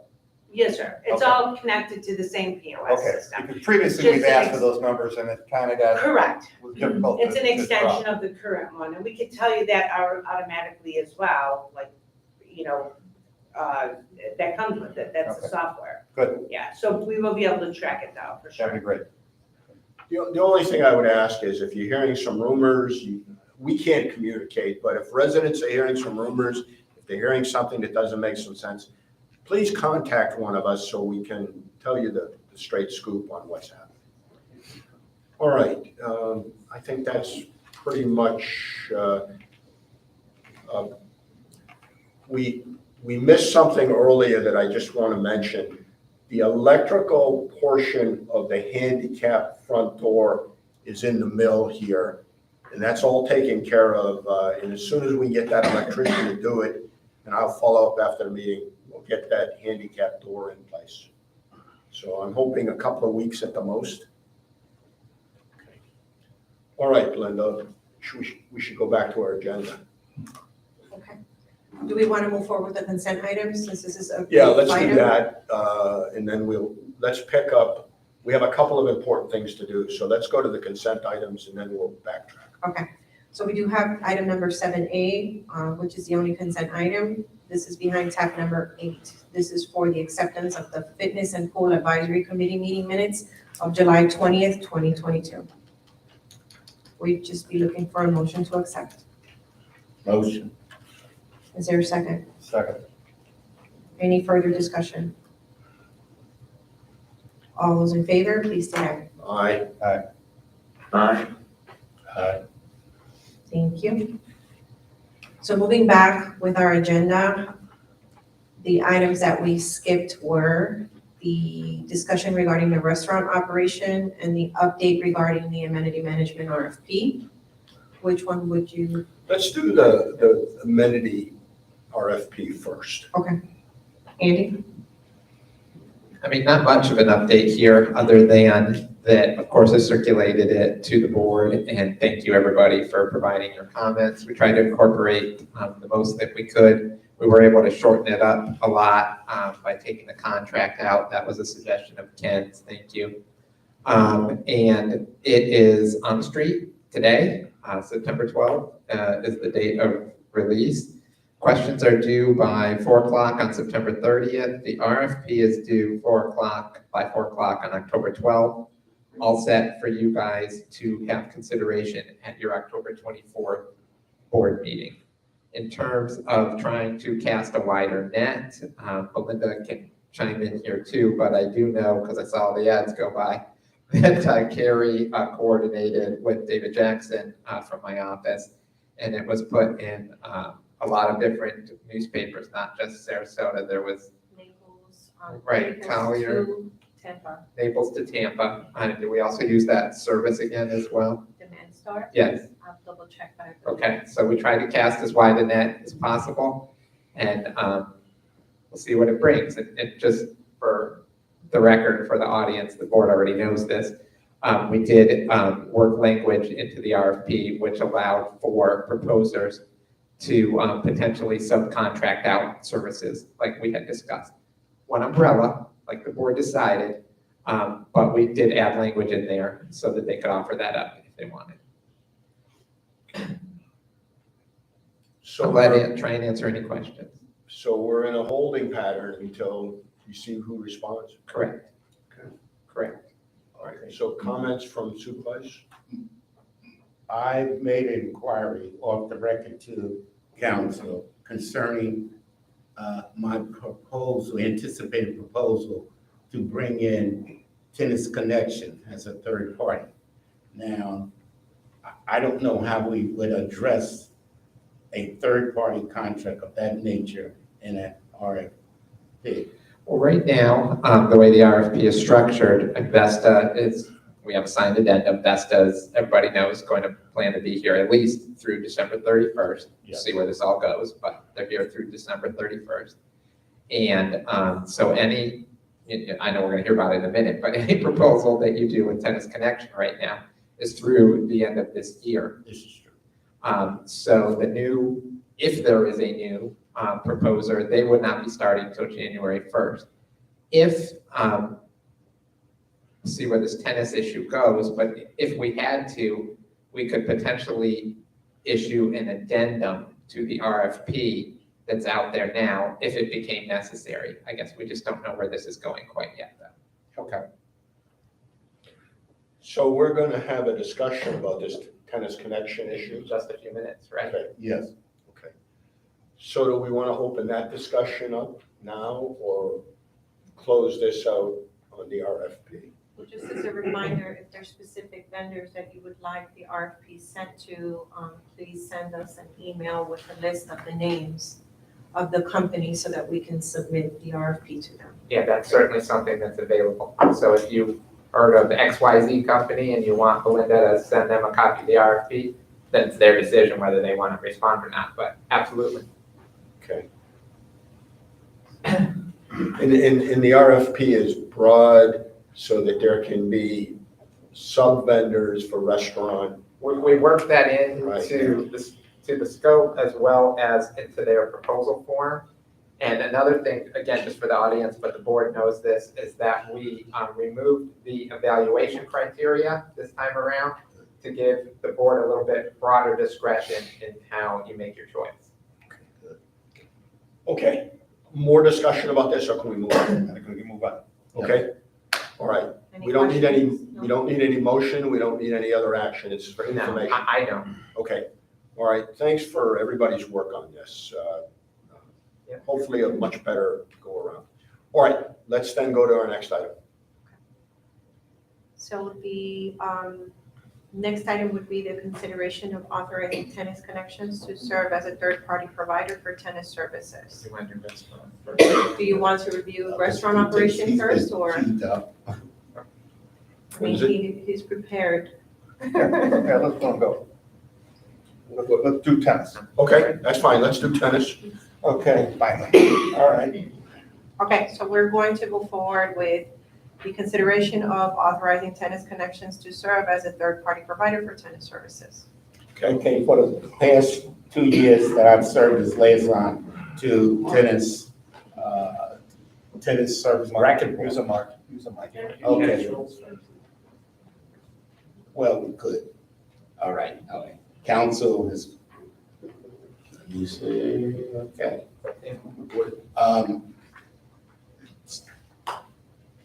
In connection with the presentation on Tennis Connection, it's necessary that this board take action regarding the current tennis rules. Okay, so I would like to make a motion to suspend tennis rules 7 and 13 in their entirety until further action is taken by this board. This is a necessary prerequisite before we could consider onboarding Tennis Connection. I'm sorry, Ernest, what did you say you wanted to do what? Suspend tennis rules number 7 and 13 in their entirety. Okay. 7 is ball. Yes. Ernest, you're gonna have to tell us what's, Okay. what I'm they. giving you an overview. Okay, please. Okay. Currently, as it exists now, the ball machine cannot be booked online. And you have to call the office a day in advance to get permission to use the ball machine. This has been an inefficient way to operate the ball machine and its services. So it's been brought up that the most efficient way to do it is to do it online and let Tennis Connections run that or supervise that whole procedure. In conjunction with number 13, it's a prerequisite before we can even consider bringing in Tennis Connection that they have the ability to teach and give tennis instruction during prime time. As it exists now, they're prohibited, or anyone is prohibited from moving forward with tennis instruction during this so-called prime time period. So we cannot onboard or bring in Tennis Connection unless they have some type of ability to make a reasonable and fair fee. So those are the two prerequisites I would request prior to taking any action to bring on a third-party contractor of Tennis Connection. But you're asking us to suspend 2 items before we understand even what Tennis Connection is going to do for us. But the other issue is, if you don't, and I don't want to. Yeah, go ahead, the council, please. But if, specifically with 13, if you guys said, and I don't know what you're gonna say, but if you said, no way, we're not suspending that rule, it has to stay, then it makes the discussion about Tennis Connection moot. So it's sort of a chicken and an egg kind of thing. There's no need to go for it. Okay. Well, can, at least for everybody's benefit, can we hear, why can't we hear the proposal, what Tennis Connection is going to do, how much it's going to cost, what that means to our current program, the whole discussion, so we can make an informed decision? But if we don't change this rule, we're done. Well, but I understand that. Well, if this rule stays in place. Yeah. Why would we we can say, thanks for coming, but we're done. Well, maybe that'll be the outcome, I don't know. We're changing a rule to. No, we're not changing it, we're just, the suggestion is to suspend the rule. Well, that makes it go away. For now. What do you mean for now? Well, obviously, I would think then that Tennis Connection would work with the tennis committee and the liaison to tennis to write a new policy that meets with what they're doing, what they intend to do, and then we can approve that or not approve it. You know, one of the things that I think that's in their brochure is outside lessons. I'd have a real hard time with Tennis Connection giving lessons to outsiders during prime time. I agree. If we were to write it where they could give lessons to outsiders in the afternoon, I have no problem with that. Right. Okay, so that's the kind of thing that we would have to do down the road if in effect Tennis Connection does become the operators of the tennis. Okay, yeah, you explained it properly. All right. Okay, so step one, we need to take action to suspend 2 rules. Okay. Does suspending those 2 rules say that in any way we're moving forward with Tennis Connection? No. No, okay, all right. Then, do we have a motion on the floor? We have a motion, but we don't have a second. I'll second. I'm kind of with Steve. Okay, well, we can hang on a second. We have a motion and we have a second. Now we can open it up for discussion. Okay, so go ahead, Ken, please. Well, I was trying to catch it before there was a second. Well, but we're Sorry okay, about that. we're okay. We're okay, we're in the discussion phase. Go ahead, Ken. It seems like we do have the cart before the horse, but maybe it doesn't matter, because if we don't improve Tennis Connections, then we don't need to suspend the rule. That's So true. 6-1, I suppose. No, doesn't matter. We can always reinstate the rules if it's back to business as usual.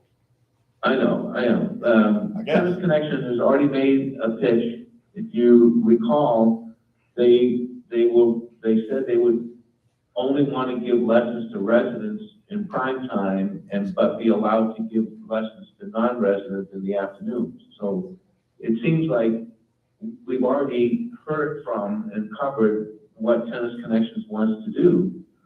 So it just seems like we ought to be able to move forward, but go ahead. So on the motion, All right, so we have a motion, we have a second. Is there any further discussion? call Is there any reason to retain the other rules of the tennis committee if we're gonna have an outside party Oh, yes. run the tennis program? Yes. Why wouldn't we suspend all the rules? No, I would be vehemently opposed to that. Okay, and why?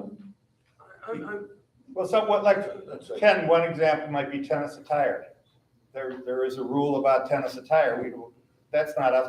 We don't want to get involved in what tennis attire is or isn't.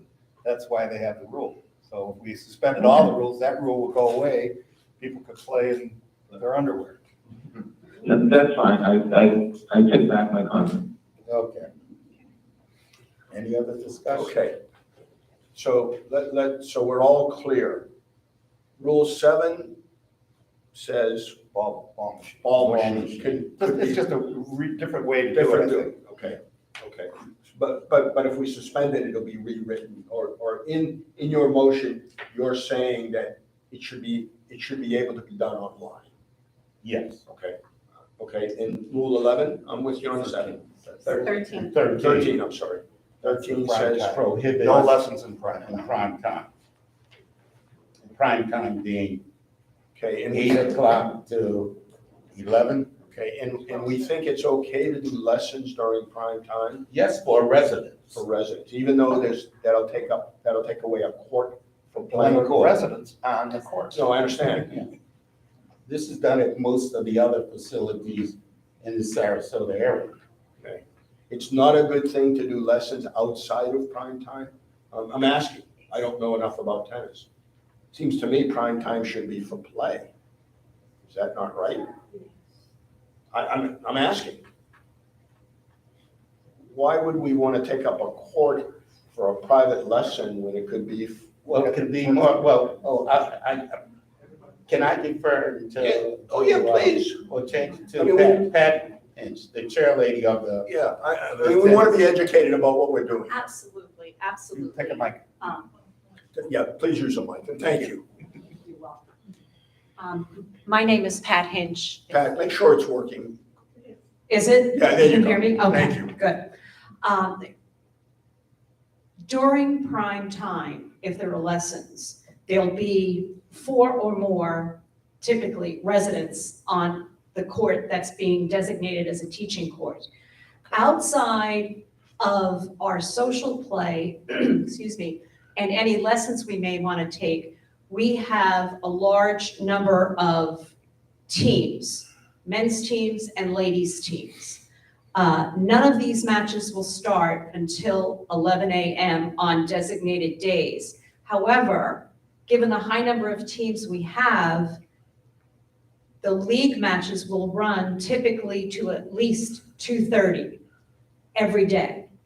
So if we're not allowing people to participate in clinics and tennis events in the prime time, there's really no convenient time for people to do that because people are not going to be interested, for the most part, in coming back here at 3 p.m. to take a tennis clinic. So you said 4, it's a minimum Well, of. there will typically be 4 to 6 people. I don't think that we have specifically laid out a plan, but I think that's what we would want to look at. All right, so it's not a one-on-one situation? No. Okay, all right, okay, that helps. And when this rule was put into, I just want to make sure. You're right, you were right. Okay. and I'll give you a little bit more background. When this rule was enacted, I kind of look at it as it was dealing with a snapshot in time. We didn't have a tennis program.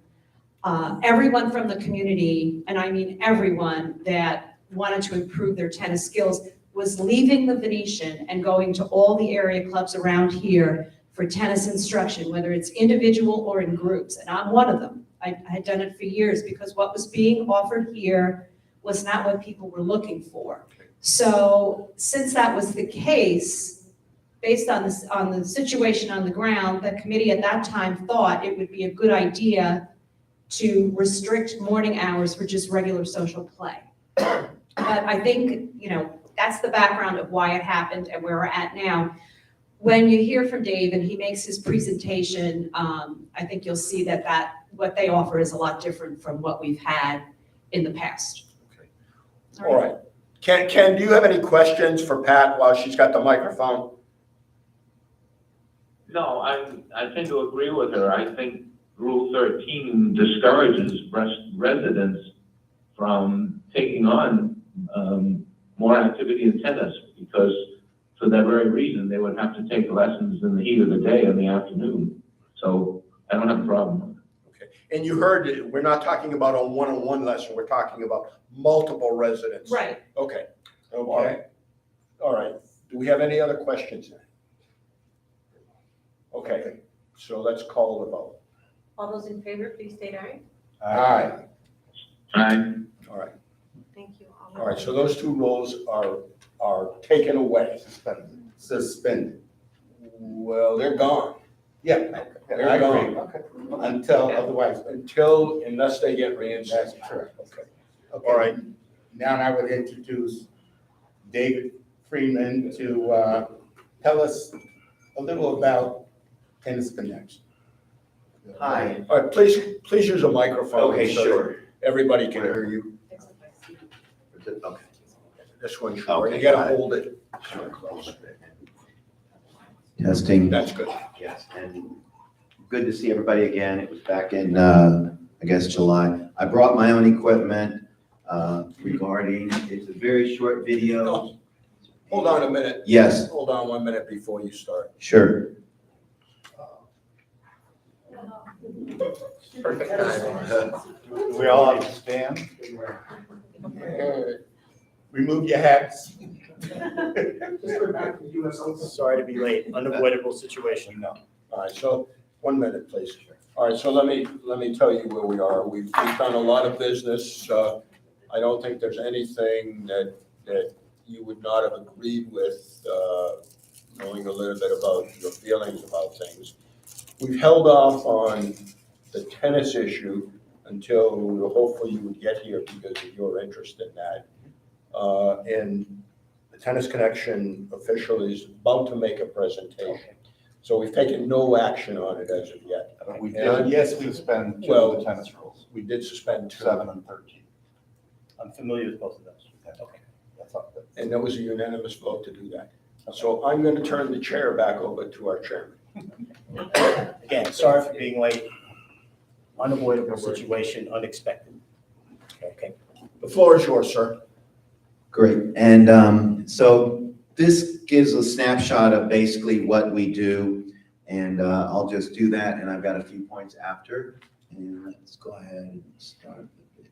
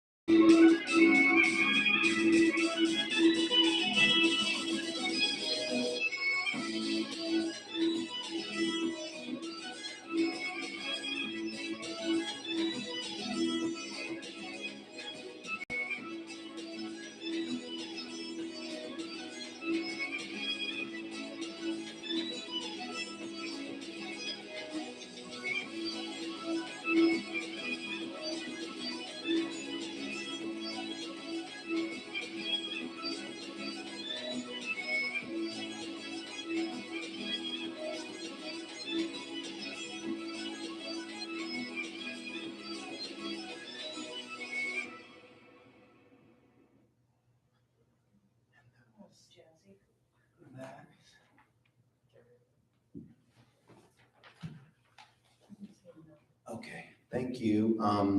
The Tennis Connection has been serving communities like the Venetian for about 25 plus years. CDDs and HOA associations, mostly between 4 and 8 courts, smaller facilities.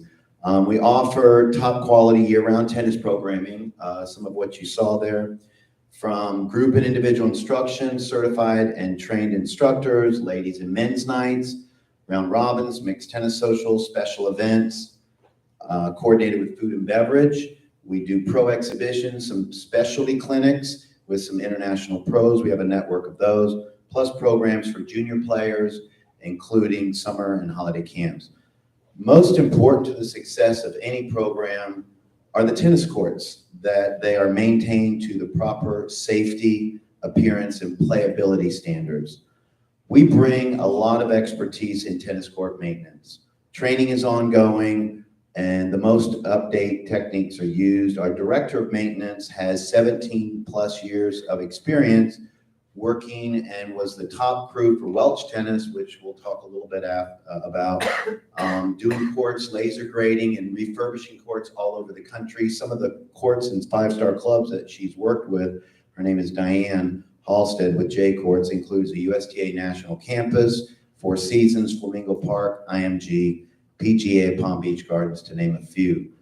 After observing the courts here, the few times I've been here, I've seen several issues, but they can all be corrected and fixed.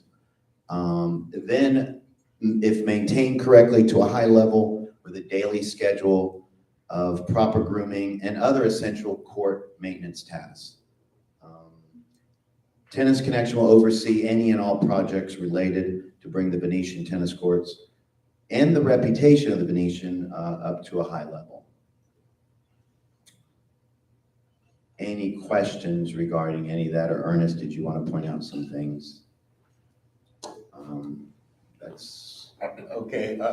You, as it relates to a proposed, any proposed resurfacing project, Tennis Connection will agree to oversee said project. Is that correct? Yes.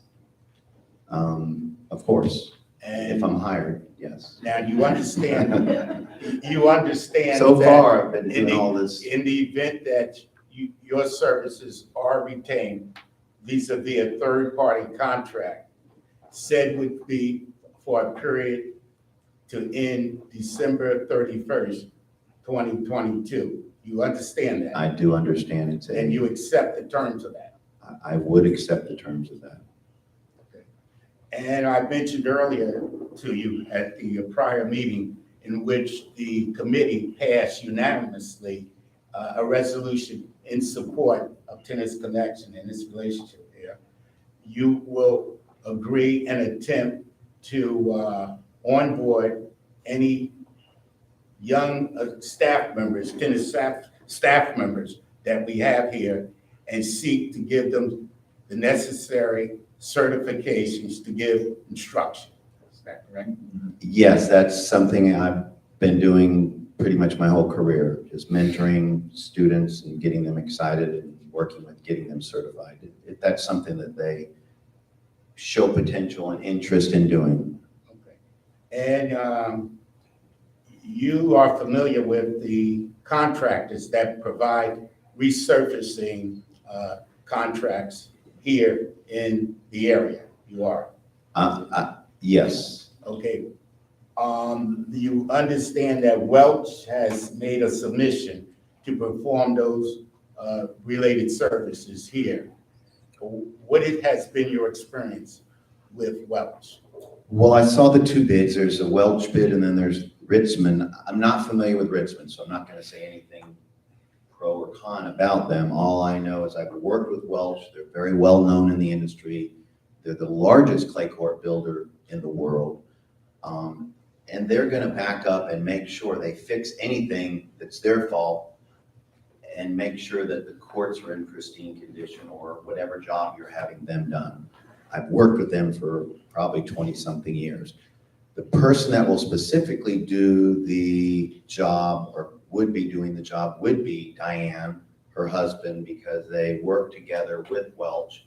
They also work with my company. So I can recommend them because I've seen them in action and they've kept our, courts. And anytime I've worked with them on any project, they complete very high quality work.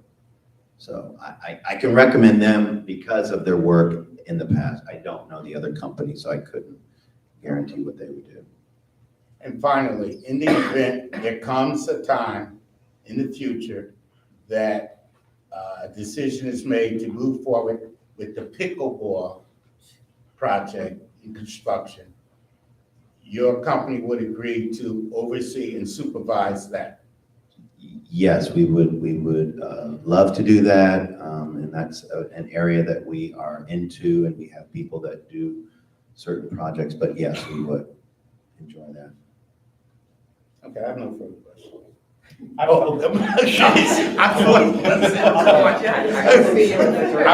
We didn't swear the guy in or anything. Did I cover everything? I've got a comment. Sure, please ask away. I figured that we would. In my 6 years on this board, we've had a lot of issues with the watering. I'm not a tennis player, so I'm going to describe it that way. Sure. Have you assessed the courts that we have? To the degree that I'm here, but you have to be here during rainy times to get that out. I'm talking about the underground watering. I haven't been able to long enough, but I could, but I'm familiar with these type of courts or hydro court, right. And I've worked with underground watering for years, so I'm familiar with how to. Because that seems to be an issue from, a lingering issue. Sure. Well, then basically it would just be adjusting the watering, the timing, and the amount of water. It rains here a lot, so you just have to look at, and every court actually operates a little different. So you have to kind of see how each court. That takes being here on a daily basis for a while to figure that out. It's something that's fixable, and then as long as it's maintained correctly. They are fixable, and yeah, you just a matter of sometimes changing maybe a valve that's not or a float that's not working, so it's the water's on when you think it should be off. So there's just a lot of things that can be fixed. Pat, do you agree with that assessment? Yes, I do, because I don't really understand why there has been a problem with the watering system for years. There is one court where there is something underground that's not quite right. It's court 2, where the watering will be fine for one area, but there'll be a big dry spot here or a big dry spot there. So I don't have the expertise level to say why that is so. And our previous tennis director, or Paul, who's here now, has really not been able to explain that to me either. Okay, all right, thank you. Your video and in Yes. your brochure, you have a lot about junior tennis. My understanding is here. Anybody? You're the new junior. You're the new junior. No, I'm not.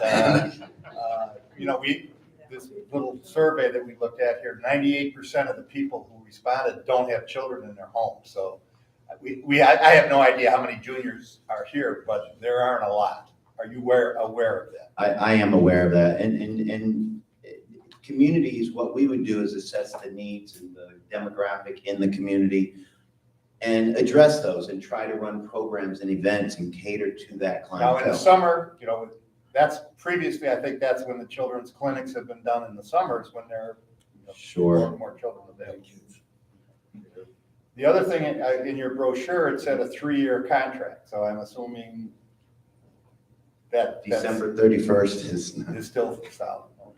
We would like longer term contracts. Everybody kind of does, but I'm doing this I love the facility. I love getting involved and invest. I have a relationship with. And do our courts need to be redone, or do they need to be properly maintained? Both. And that's why when you asked about the 2 vendors, Welch or Richmond, I don't know if what Richmond does, I'll be able to maintain them properly after. If they do, I'm hopeful that they will. I do know if Welch does what they do, and Diane, who I work with, that will be able to get it up to par, keep it, maintain it, and address issues as they come. So if you get this contract, then who will do the daily maintenance on the courts? Which of your employees? Well, yes, Jake and myself. I mean, Jake is the one that's currently here that we intend to keep, and I'm going to probably teach and train him a little bit and look at the tools they use. So it will be done daily? Daily and probably twice daily. We're trying to find time to just getting a schedule. I have to understand the schedule, but I have schedules that will work. Maintenance is no different than like your lawn. If you're not going to spend time on it, then it gets out of hand. And I think that's just what's happened here. Any other questions? I have a number of questions I'd like to ask you. Oh, can I have this one? Yeah, go ahead. Before I forget, please. Have you seen the pro shop? The current pro shop? That's going to be chopped in half. Yeah, but it has been chopped. The answer is yes. Are you aware of that? I'm aware of it. Okay. Yeah. That chopped in half? Well, I don't know. That's fine. It's been redesigned in half. There you go. Sure. So I have a few questions, if I may. Sure. Who's going to be here day to day? I am. You're going to be here every day? Yeah. Well, 8 to 4:30? Probably earlier than that. I'll probably be here during the maintenance. Again, it's just in the very beginning, I'll probably be here quite a bit. Probably Okay, through the but afternoon. Yes. You're telling us that on whatever the work week is, if it's a 40-hour work week, you personally are going to be here 40 hours a week? Probably closer to 60. 60 hours Yeah. a week? Yeah.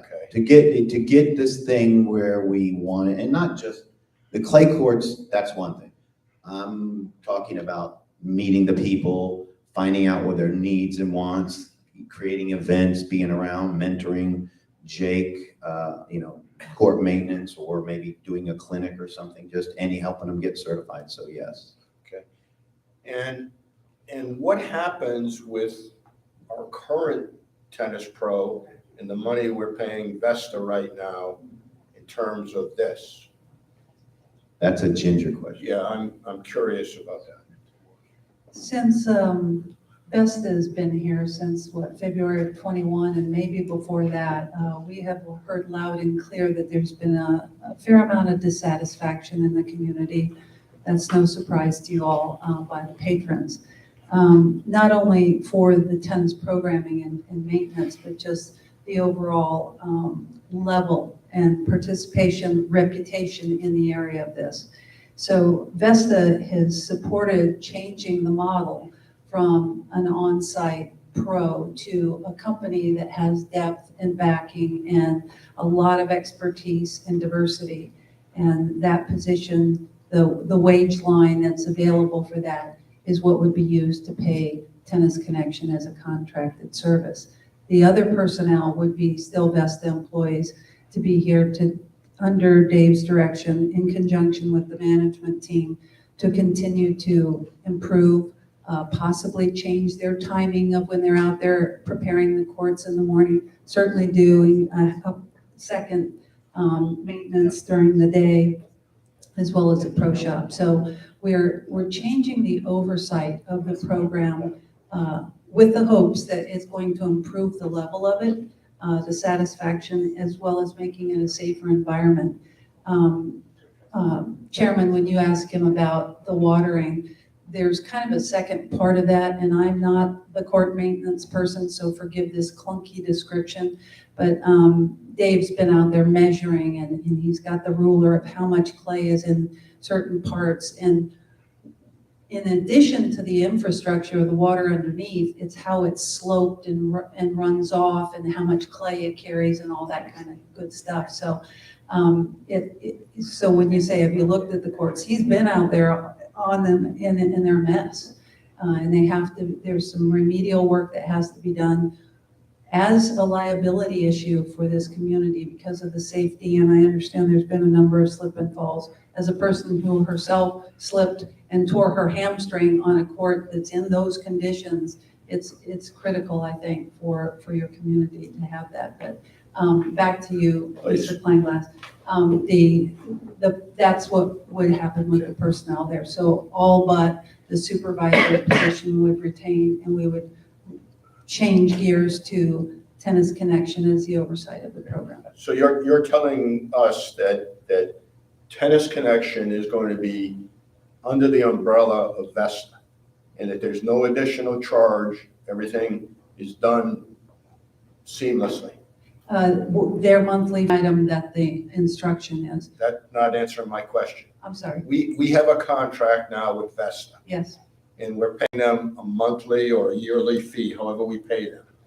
You're telling us that you're going to take on Tennis Connection with no additional money being charged to us? In lieu of what's being paid to the tennis.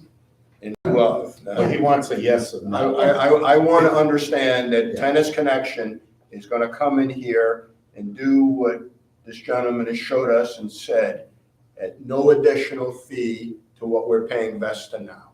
Correct. Correct. Okay. Okay. That's what we negotiated. Okay. I just want to make sure that it's all. And Ernest and I have been discussing, they will be contracting directly with Tennis Connection. So they will. So Yes. Vesta will. Yes. So there's no action by the. And no Okay. obligation of, I mean, that's truly So- Vesta's commitment because we believe this is good Okay. for your community. So let me follow up then, that come December 31st, if Vesta is not successful, Tennis Connection goes away. That's what I said previously. Okay. And I that's just the want to make reason sure that that we're seamless about what we're saying. And that's what the reason that December 31st, it was kind of this trial period. Okay, I'm And with if you're satisfied with them and not with Vesta at that point, what you do after that point is up to you. If we're not. That's why I made that inquiry to the lawyer. The way I understand it, I mean, Tennis Connection is a separate vendor. So when we had some presentations here a couple weeks ago, one of the companies that presented mentioned and gave a great deal of information on Tennis Connection. Anyone can contract with them. It isn't something that, It's Vesta not has exclusive, priority correct. over or anything like that. Let me, I'm sorry to interrupt, I did just want to add that there is on our end, CDD end, something that we will need to address is what we talked about a month or so ago, last meeting. My discussions with bond counsel, there are certain things we need to address. Not insurmountable, according to her, but we may have to spend a little bit of time and money, for instance, coming up with a lease for the pro shop, or something along those lines. So there are a couple of items that on our end will need to be addressed. And the 90-10 split. Right, also, we will need to address that. What's the So- 90-10 split? On lessons, 10% is kicked back to The The district. district, district. How does it work now? Zero. zero. So it's benefit for you. Tennis better. But 100% of the sales go to Tennis Connection, but it's your product yourself. And those are the two issues correctly that you're talking about, that I pointed out at the last time, that brought any sort of concern to bond counsel. And she said that they're not deal breakers, but they just need to be addressed. So if the board goes this direction, my next phone call is to bond counsel saying, we're doing this, how do we address these? And she'll lead us through it. And just being familiar with that, if we got to the point where the 10% or the inventory was a concern to the bond, that would be a great problem to have, because that would have been, the program was being very Right, because there's successful. certain thresholds. Yeah. All of this has to do with, we can't make too much money Right. here because we have tax exempt findings. We seem to be My- able to do my that question- just fine. I two more questions. All right, go ahead. Two more questions, or maybe three. I'm assuming the tennis committee has said yes to this? At 8 a.m. this morning, we had a meeting, and they passed the motion, which was unanimously approved in support of Tennis Connection. Will all members present? As well as, yes, as well as to suspend the rules. Okay, all right. Next question. Without mentioning names, I heard you say that you're gonna retain one individual. We got some criticism as a board when we asked Vesta to retain some people. And that's kind of stuck with me about, did we tie people's hands? Are we tying hands here by your statement about you're gonna retain one individual? And don't say a name. Are you talking to me or? I'm talking about, you said you were gonna retain. I probably misspoke, because I'm not retaining, Vesta is retaining. Okay, The and employee you're and- comfortable with that? Yes, in fact, we've had long discussions about the historical knowledge Right. that's already there. You remember the criticism? Yeah, we yeah, yeah, had? oh, yeah. Yes. And this has been Right. All right, between, I just want us all on the table. the supervisor and the committee and the vendor and myself and Julie. We think there's a lot of opportunity there with some oversight and direction. Not only does the young man know a lot of the residents, very likable, has knowledge of the courts, does maintenance, he's already got a schedule. There's a lot of positive. That's an informed decision. Yes. It's an informed decision. It's discretion on Okay, that. all We right. decided I'm that done. worked. My question, I think, Thank you. Andy, again, I came in late, but I think you've already answered it. We have CDD has no employees. What we're doing here, the way I see it, is Vesta is presenting a change pertaining to tennis and asking for our opinion on that. But we're not hiring Tennis Connection. We are not. They are. Correct. So if this board votes in a positive direction, it will be then, Vesta will be the overseer of all of this. They'll contract, No, whatever they're doing. so we're not hiring them separately or anything like that. I mean, Ernest can confirm that, but Yeah. that's. That's true. I have a motion to that effect. Okay. I will There's, propose motion. Again, Lots of vendors, the exterminators, cleaners, air conditioners, et cetera. It is a third-party vendor. Sure. We truly wanted the board's understanding and support. We weren't going to just do this in blindside. I appreciate that. Ken is on the phone, so he may have some questions. Ken, do you have any questions? A couple of comments, and I think most of my questions and concerns have been addressed. I do want to make a couple of comments. We need to recognize as a board that this is a trial. So we don't have to extend it after December 31st. This is an opportunity to see how this type of program would work for the tennis players and the programs. So I think it's a great idea in that regard. As far as retaining anybody, again, that should be a Vesta Tennis Connection decision based on their assessment. And we shouldn't impede that in any way. And then finally, as it relates to the bonds, Andy, I think if there's any question, concern, or cost to us that would have to take place in the next 3 months, between now and December 31st, of any significance, my suggestion would be waive the 10%. Just make it 100% to Tennis Connections for this trial period, so we don't cause any consternation about the bonds. You might want to get the question answered as we go forward, but it certainly shouldn't be a deal breaker. That's all I have. Good idea. Good thought. Yeah. I think we're ready to call the question. Okay, do we have a motion? You No, made a I motion? made a motion. Belinda, could you repeat the motion? He hasn't made one. Okay. Oh, you haven't made a motion. Well, step Okay. up, Ernest. All right, we can wait on you. Step up. Okay, I would like to make a motion to approve, support, authorize, and consent to the engagement of Tennis Connections as a third-party contractor under the Vesta contract to manage all racket sports, tennis specifically, operations at the Venetian until December 31st, 2022. I'll second that. Second. Just a point of clarification for me. Actually, Vesta could do what they wanted. Right. They don't need this from us. That's why I used the words consent, Yeah, approved, okay. and all, the support, all the catchwords. Yeah. Any further discussion? All right, let's call it. All those in favor, please state aye. Aye. All right. Good luck. Thank you. Congratulations. God bless. Third try. Welcome aboard. Pressure's on me, and I love pressure, so I have till December 31st, but thank you for the opportunity. And I'm sure he appreciates 100%. Okay. Okay, so we did skip the discussion regarding the restaurant operation. Does the board want to cover this item now or at the next meeting? Well, I would like to stay in tennis, in our tennis mode. We have a Welch contract, Tennis resurfacing. which is tennis resurfacing. The Welch and the Richmond, can we do that before we move on? Do we want to wait for Tennis Connection to Yeah, assess it? It's done. You missed. Well, I asked that, do you feel you've spent enough time on the court? I'm sorry, I didn't get your name. Dave, it's Dave. Yep. And I'm Rich. Dave, do you feel you've spent enough time on our courts to say that Welsh, the proposal made by Welsh is something that's necessary right now?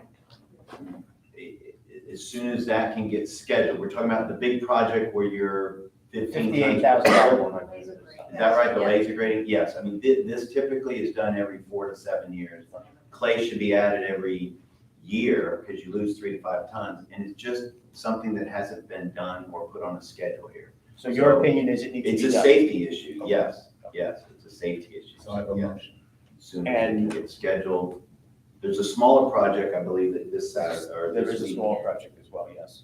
that is gonna help. Is that money in the budget for, That's in your reserve. it's in reserve?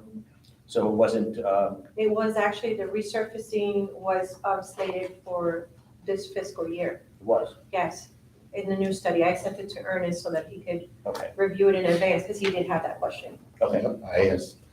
okay, so the money's there. Yes. Go.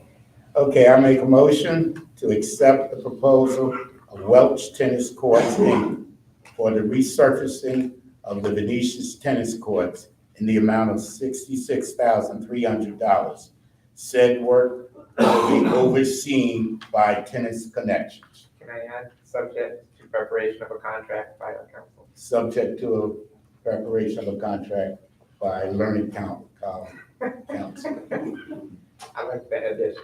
What was Richmond's bid? It was less. Point of information. Go ahead, Ken. So I'm trying to understand the difference between there's a fast drying maintenance proposal and then the resurfacing. So you've made a motion about the resurfacing. Do they not go hand in hand or do they? Yeah, they're two separate. One's a Band-Aid approach, I was told, and the other is a comprehensive approach. Okay, so it's one or the other, not both? Yes. It's one or the other. No. Ernest. Okay. Okay, hold on. We have an expert here, so. They ask a Mr. question of Friedman, clarity. Mr. Friedman, why don't you address? Yeah, sure. And I'm sorry, who is? It's our Ken is on. supervisor, Small. I'm the ghost supervisor. Sure. So I hear you. There are two different ones. I think the one that is this week is only adding about a ton of clay, which is. yeah, no, I got that. I'm going someplace else. And this isn't for Dave. This is, I'm trying to understand the $66,000 project of resurfacing. If you look at the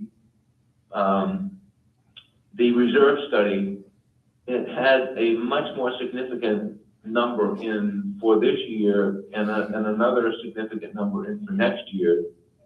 So I'm trying to appreciate what was expected in the reserve study versus what this is going to accomplish. Can anybody answer that?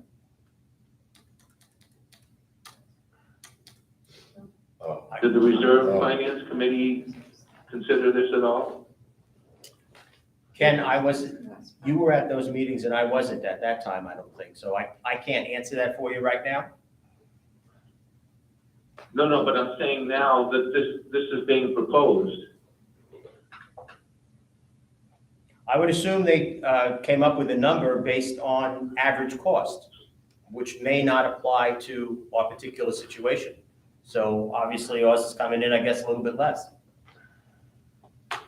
Well, it's a lot less. Well, I mean, I could hundreds of answer thousands it. of dollars versus 66,000. Go ahead, Dave. He can speak. He's turning it on. I didn't turn it on. Or did I? There you go. So this Ken, particular proposal was not discussed at the Reserve Finance Committee recently? Not to my knowledge. Well, we haven't met and because we didn't have any quorum. We will be meeting next Monday. I haven't been part of your reserves, but I would venture to guess, since these courts have never been resurfaced, that reserve is talking about the entire infrastructure, probably including irrigation, completely rebuilding the courts, the fencing, which is extraordinarily high. And this is, and you can explain what the proposal is, adding the clay back in, the laser grading. Sure.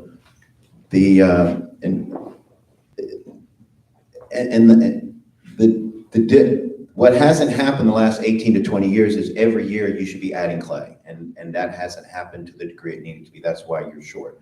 What will happen with the 66,000 Welch, and the difference between the two is Richmond was 60 tons for 58,000, and Welch was 66,000 for 67.5 tons. So it's more tonnage. I'm not touching this; it just keeps going on. I think the battery's going on. That might be it. So it's just the tonnage. They're both about $980 per ton. As far as what's going to happen, I got the tonnage difference. I'm trying to understand what they're actually going to do. And is this something that will cover us, other than annual updating, cover us for the next 5 to 7 years? The answer is yes, if daily maintenance is happening the right way and things are being addressed. The biggest cost is the 67.5 tons. It's 3 semis that will have to come in to add all the clay back. But once that's done, you're only looking at 3 to 5 tons per court per year, which can be done every quarter, can be done. You won't even know it's being done. This is just being one big thing because it hasn't been done really in 18, 20 years. I'm not sure how long the community is. I'm not familiar with the reserve study, but again, fencing is usually a 20-year project, as is lights. So maybe that reserve study, whenever tennis clubs, that's probably what's included in that. No, that's No? separate, those are separate line items. Okay. That's okay. No, this would be great news. Yeah, we have to get the club up to and the courts up to a certain safety, and safety is it. When I was hearing people saying people slipping and falling, people won't play here, I mean, that's really a serious issue. Now, it needs to be fixed. It can be fixed. And part of what we're going to do at the end of this week is just kind of put a Band-Aid on it, but at least the algae, which has been growing on the sides, that has to be killed and removed. And then topically, we're just going to put about a ton that's called top dressing on the court, but at least it's a step in the right direction. But when the other gets done, we'll have enough thickness on the court. The pitch will be there, drainage will be better, a lot of things will be much better. But again, it's all daily maintenance. I see this all the time at clubs. If the daily maintenance isn't being done the right way, then the courts will need a lot of work from Welch or whoever to come in every year or two, which I know you don't want to do that. Dave, can you talk about the timing and scheduling? The scheduling, How backed up they are? right now, and again, because they need approval, but the earliest they can get here is probably in December, which is actually a good thing because people don't want interruption in their play. I believe the league season starts November, okay. So, but I'm no leagues really in December because people will have holiday stuff. Just during Christmas time. No, Yeah. they usually stop after the first week. But the dates we're looking at, I've been talking with Welch and I've also talked to them because their contract was a 30-day to extend their pricing, but December 18th or 19th is what they were looking at. And that's usually a good time because people aren't really playing a lot of tennis or stuff and breaking, but that's when that big project could happen. If the contract is signed and a deposit is made, I think is what they require. How many days would the courts be? At that time, well, at that time, it's about a 6 or 7 day job to do that many courts and add that much clay because 3 semi trucks are bringing in the clay. And again, that's not normal. It's just 18 years. So, but going forward, that won't happen. But we have to get back to neutral in order to get the courts in the proper shape so they can be maintained and start looking better and being safe. It's really all about safety, in my opinion, but the appearance, it needs to look better too as well. Okay. The courts. Did you have a motion on that? He did. I did. We don't have a second. I'll second it. Any additional comments, questions? Can we read the motion, please? Motion from Ernest is to accept the proposal from Welch for $66,300 for said work to be overseen by the Tennis Connection, subject to preparation of an agreement by District Council. Learned. In the capitals. Mr. Hackerlings. Any further discussion? All those in favor, please state aye. All right. Aye. Thank you. Thank you. Okay. Have we done everything down A through F with the exception of discussing the restaurant operation? Yes. I think the restaurant operation should involve our social and dining committee. Okay. We have a committee and part of their responsibilities deals exactly with this, so. The meeting is Wednesday, it's coming Wednesday, and I'll be sure that it's on the agenda for them to discuss. Perfect, great idea. And then I'll bring back to you, or their chair will bring back to you, their feelings about it. I think that's a great Sound good? idea. I think that's a great idea. Well, we have the committees, we should use them. Yep. Should I put this on the agenda for the next meeting? Yes, please. I have a recommendation to take to the committee. Sure. By the liaison. Why don't, since we have Julie, who's been here a number of months now. Sorry, you breaking up?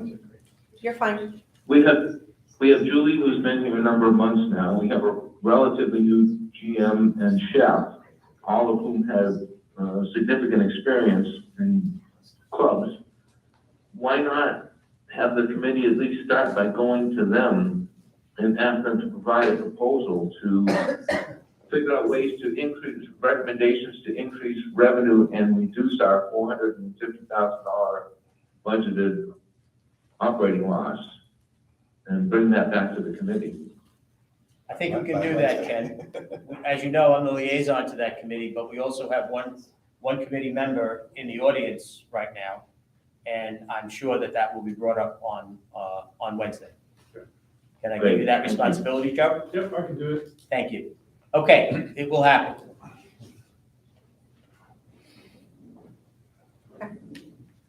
Supervisor requests or comments? Are there any supervisor requests or comments?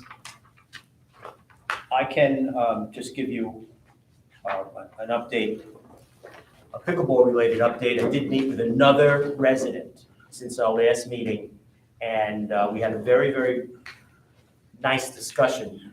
There were no decisions made, but at least it was somebody that was willing to talk a little bit, because up till this point, I haven't had that happen. And we spoke about a variety of things pertaining to pickleball. He discussed another location, which I don't think is workable. But nonetheless, I said I'll be willing to meet with you and anybody else that you want to bring with you in the future. I know that there's going to be a demonstration conducted hopefully on September 28th. I am going to be out of the country at that time, so I'm going to ask Supervisor Booker if he'd be available on September 28th to be a part of that demonstration that's going to take place on the tennis court. What are we protesting? What are we protesting? We're not. What we're doing is taking decibel readings using the latest and greatest. Taking decibel readings using the latest and greatest pickleball equipment, the latest paddles as well as ball and that sort of thing. And Who's doing the reading? it's going to be, it's been set up by Sandy Nick, and it's hopeful that the person who has appealed the decision from the Planning Commission will be there. He has been invited to come to the demonstration, and it's hopeful that he will say yes. He's returning on the 26th of September, I'm told, and hopefully he'll be there on the 28th. Whether he's there or not, the demonstration is going to take place. So it would be helpful if you were there. What time? Do you have the time? I don't know yet, but I can. It's a Monday. It's a Monday? It's the 28th of Monday? Pretty sure it is. That's a religious holiday. It's Wednesday. Wednesday. It's a Wednesday, okay. That's fine. Oh, Wednesday, okay. So That's fine. Hey, Rich? That's fine. Yes, sir. Will the readings take place at different distances, like towards the condos and up Portofino? What they did last time, because this is the second time at least that they've done this, they took readings in various places, including in front of the condos across the street by 101 and 105, and both, I think, in the front and the back of those condos. And keeping in mind that this is done on the tennis court where there is no sound abatement equipment and there is no additional plantings. So the numbers that they got at that time were well within the acceptable range. Now with the new paddles and the new balls and that sort of thing, we'll see what happens. Well, if they're done on the tennis courts, would the clay mute the sound at all? Should they be done in the parking lot? I don't know, that's up to Sandy. She's the one that's putting it together. I think they want room for 8 people to play so that it can be a realistic test. Yeah, I'm just thinking of the surface. See, their complaint is that we don't bring in the right experts, sound experts, things of that nature. That's what they have been, they being the adversaries all along. Okay, well, all I'm saying is that we're trying. Okay, so. Should we invite Helen, what's her name, Certainly you could. the Helen Moore, sure. Helen Moore? Let's see, you can invite anybody you like. Realizing that only one of us can be there, and I will be there, except I'm not going to be there. I think the check from the city has been received, okay? And I'm just gonna pass out the latest update from Fidelity. With all the changes in interest rates, we're doing okay so far. Our accounts are doing much better than they had been because the rates are much higher. This is excellent with your balance. Okay, I don't think I have anything else. Any other supervisor requests or comments? Okay, there are no supervisor requests or comments. It's 12:28 PM. Is there a motion to adjourn? I move to adjourn. Our next meeting is October 14th. October 10th. And October 24th. Come on, my motion, that's great.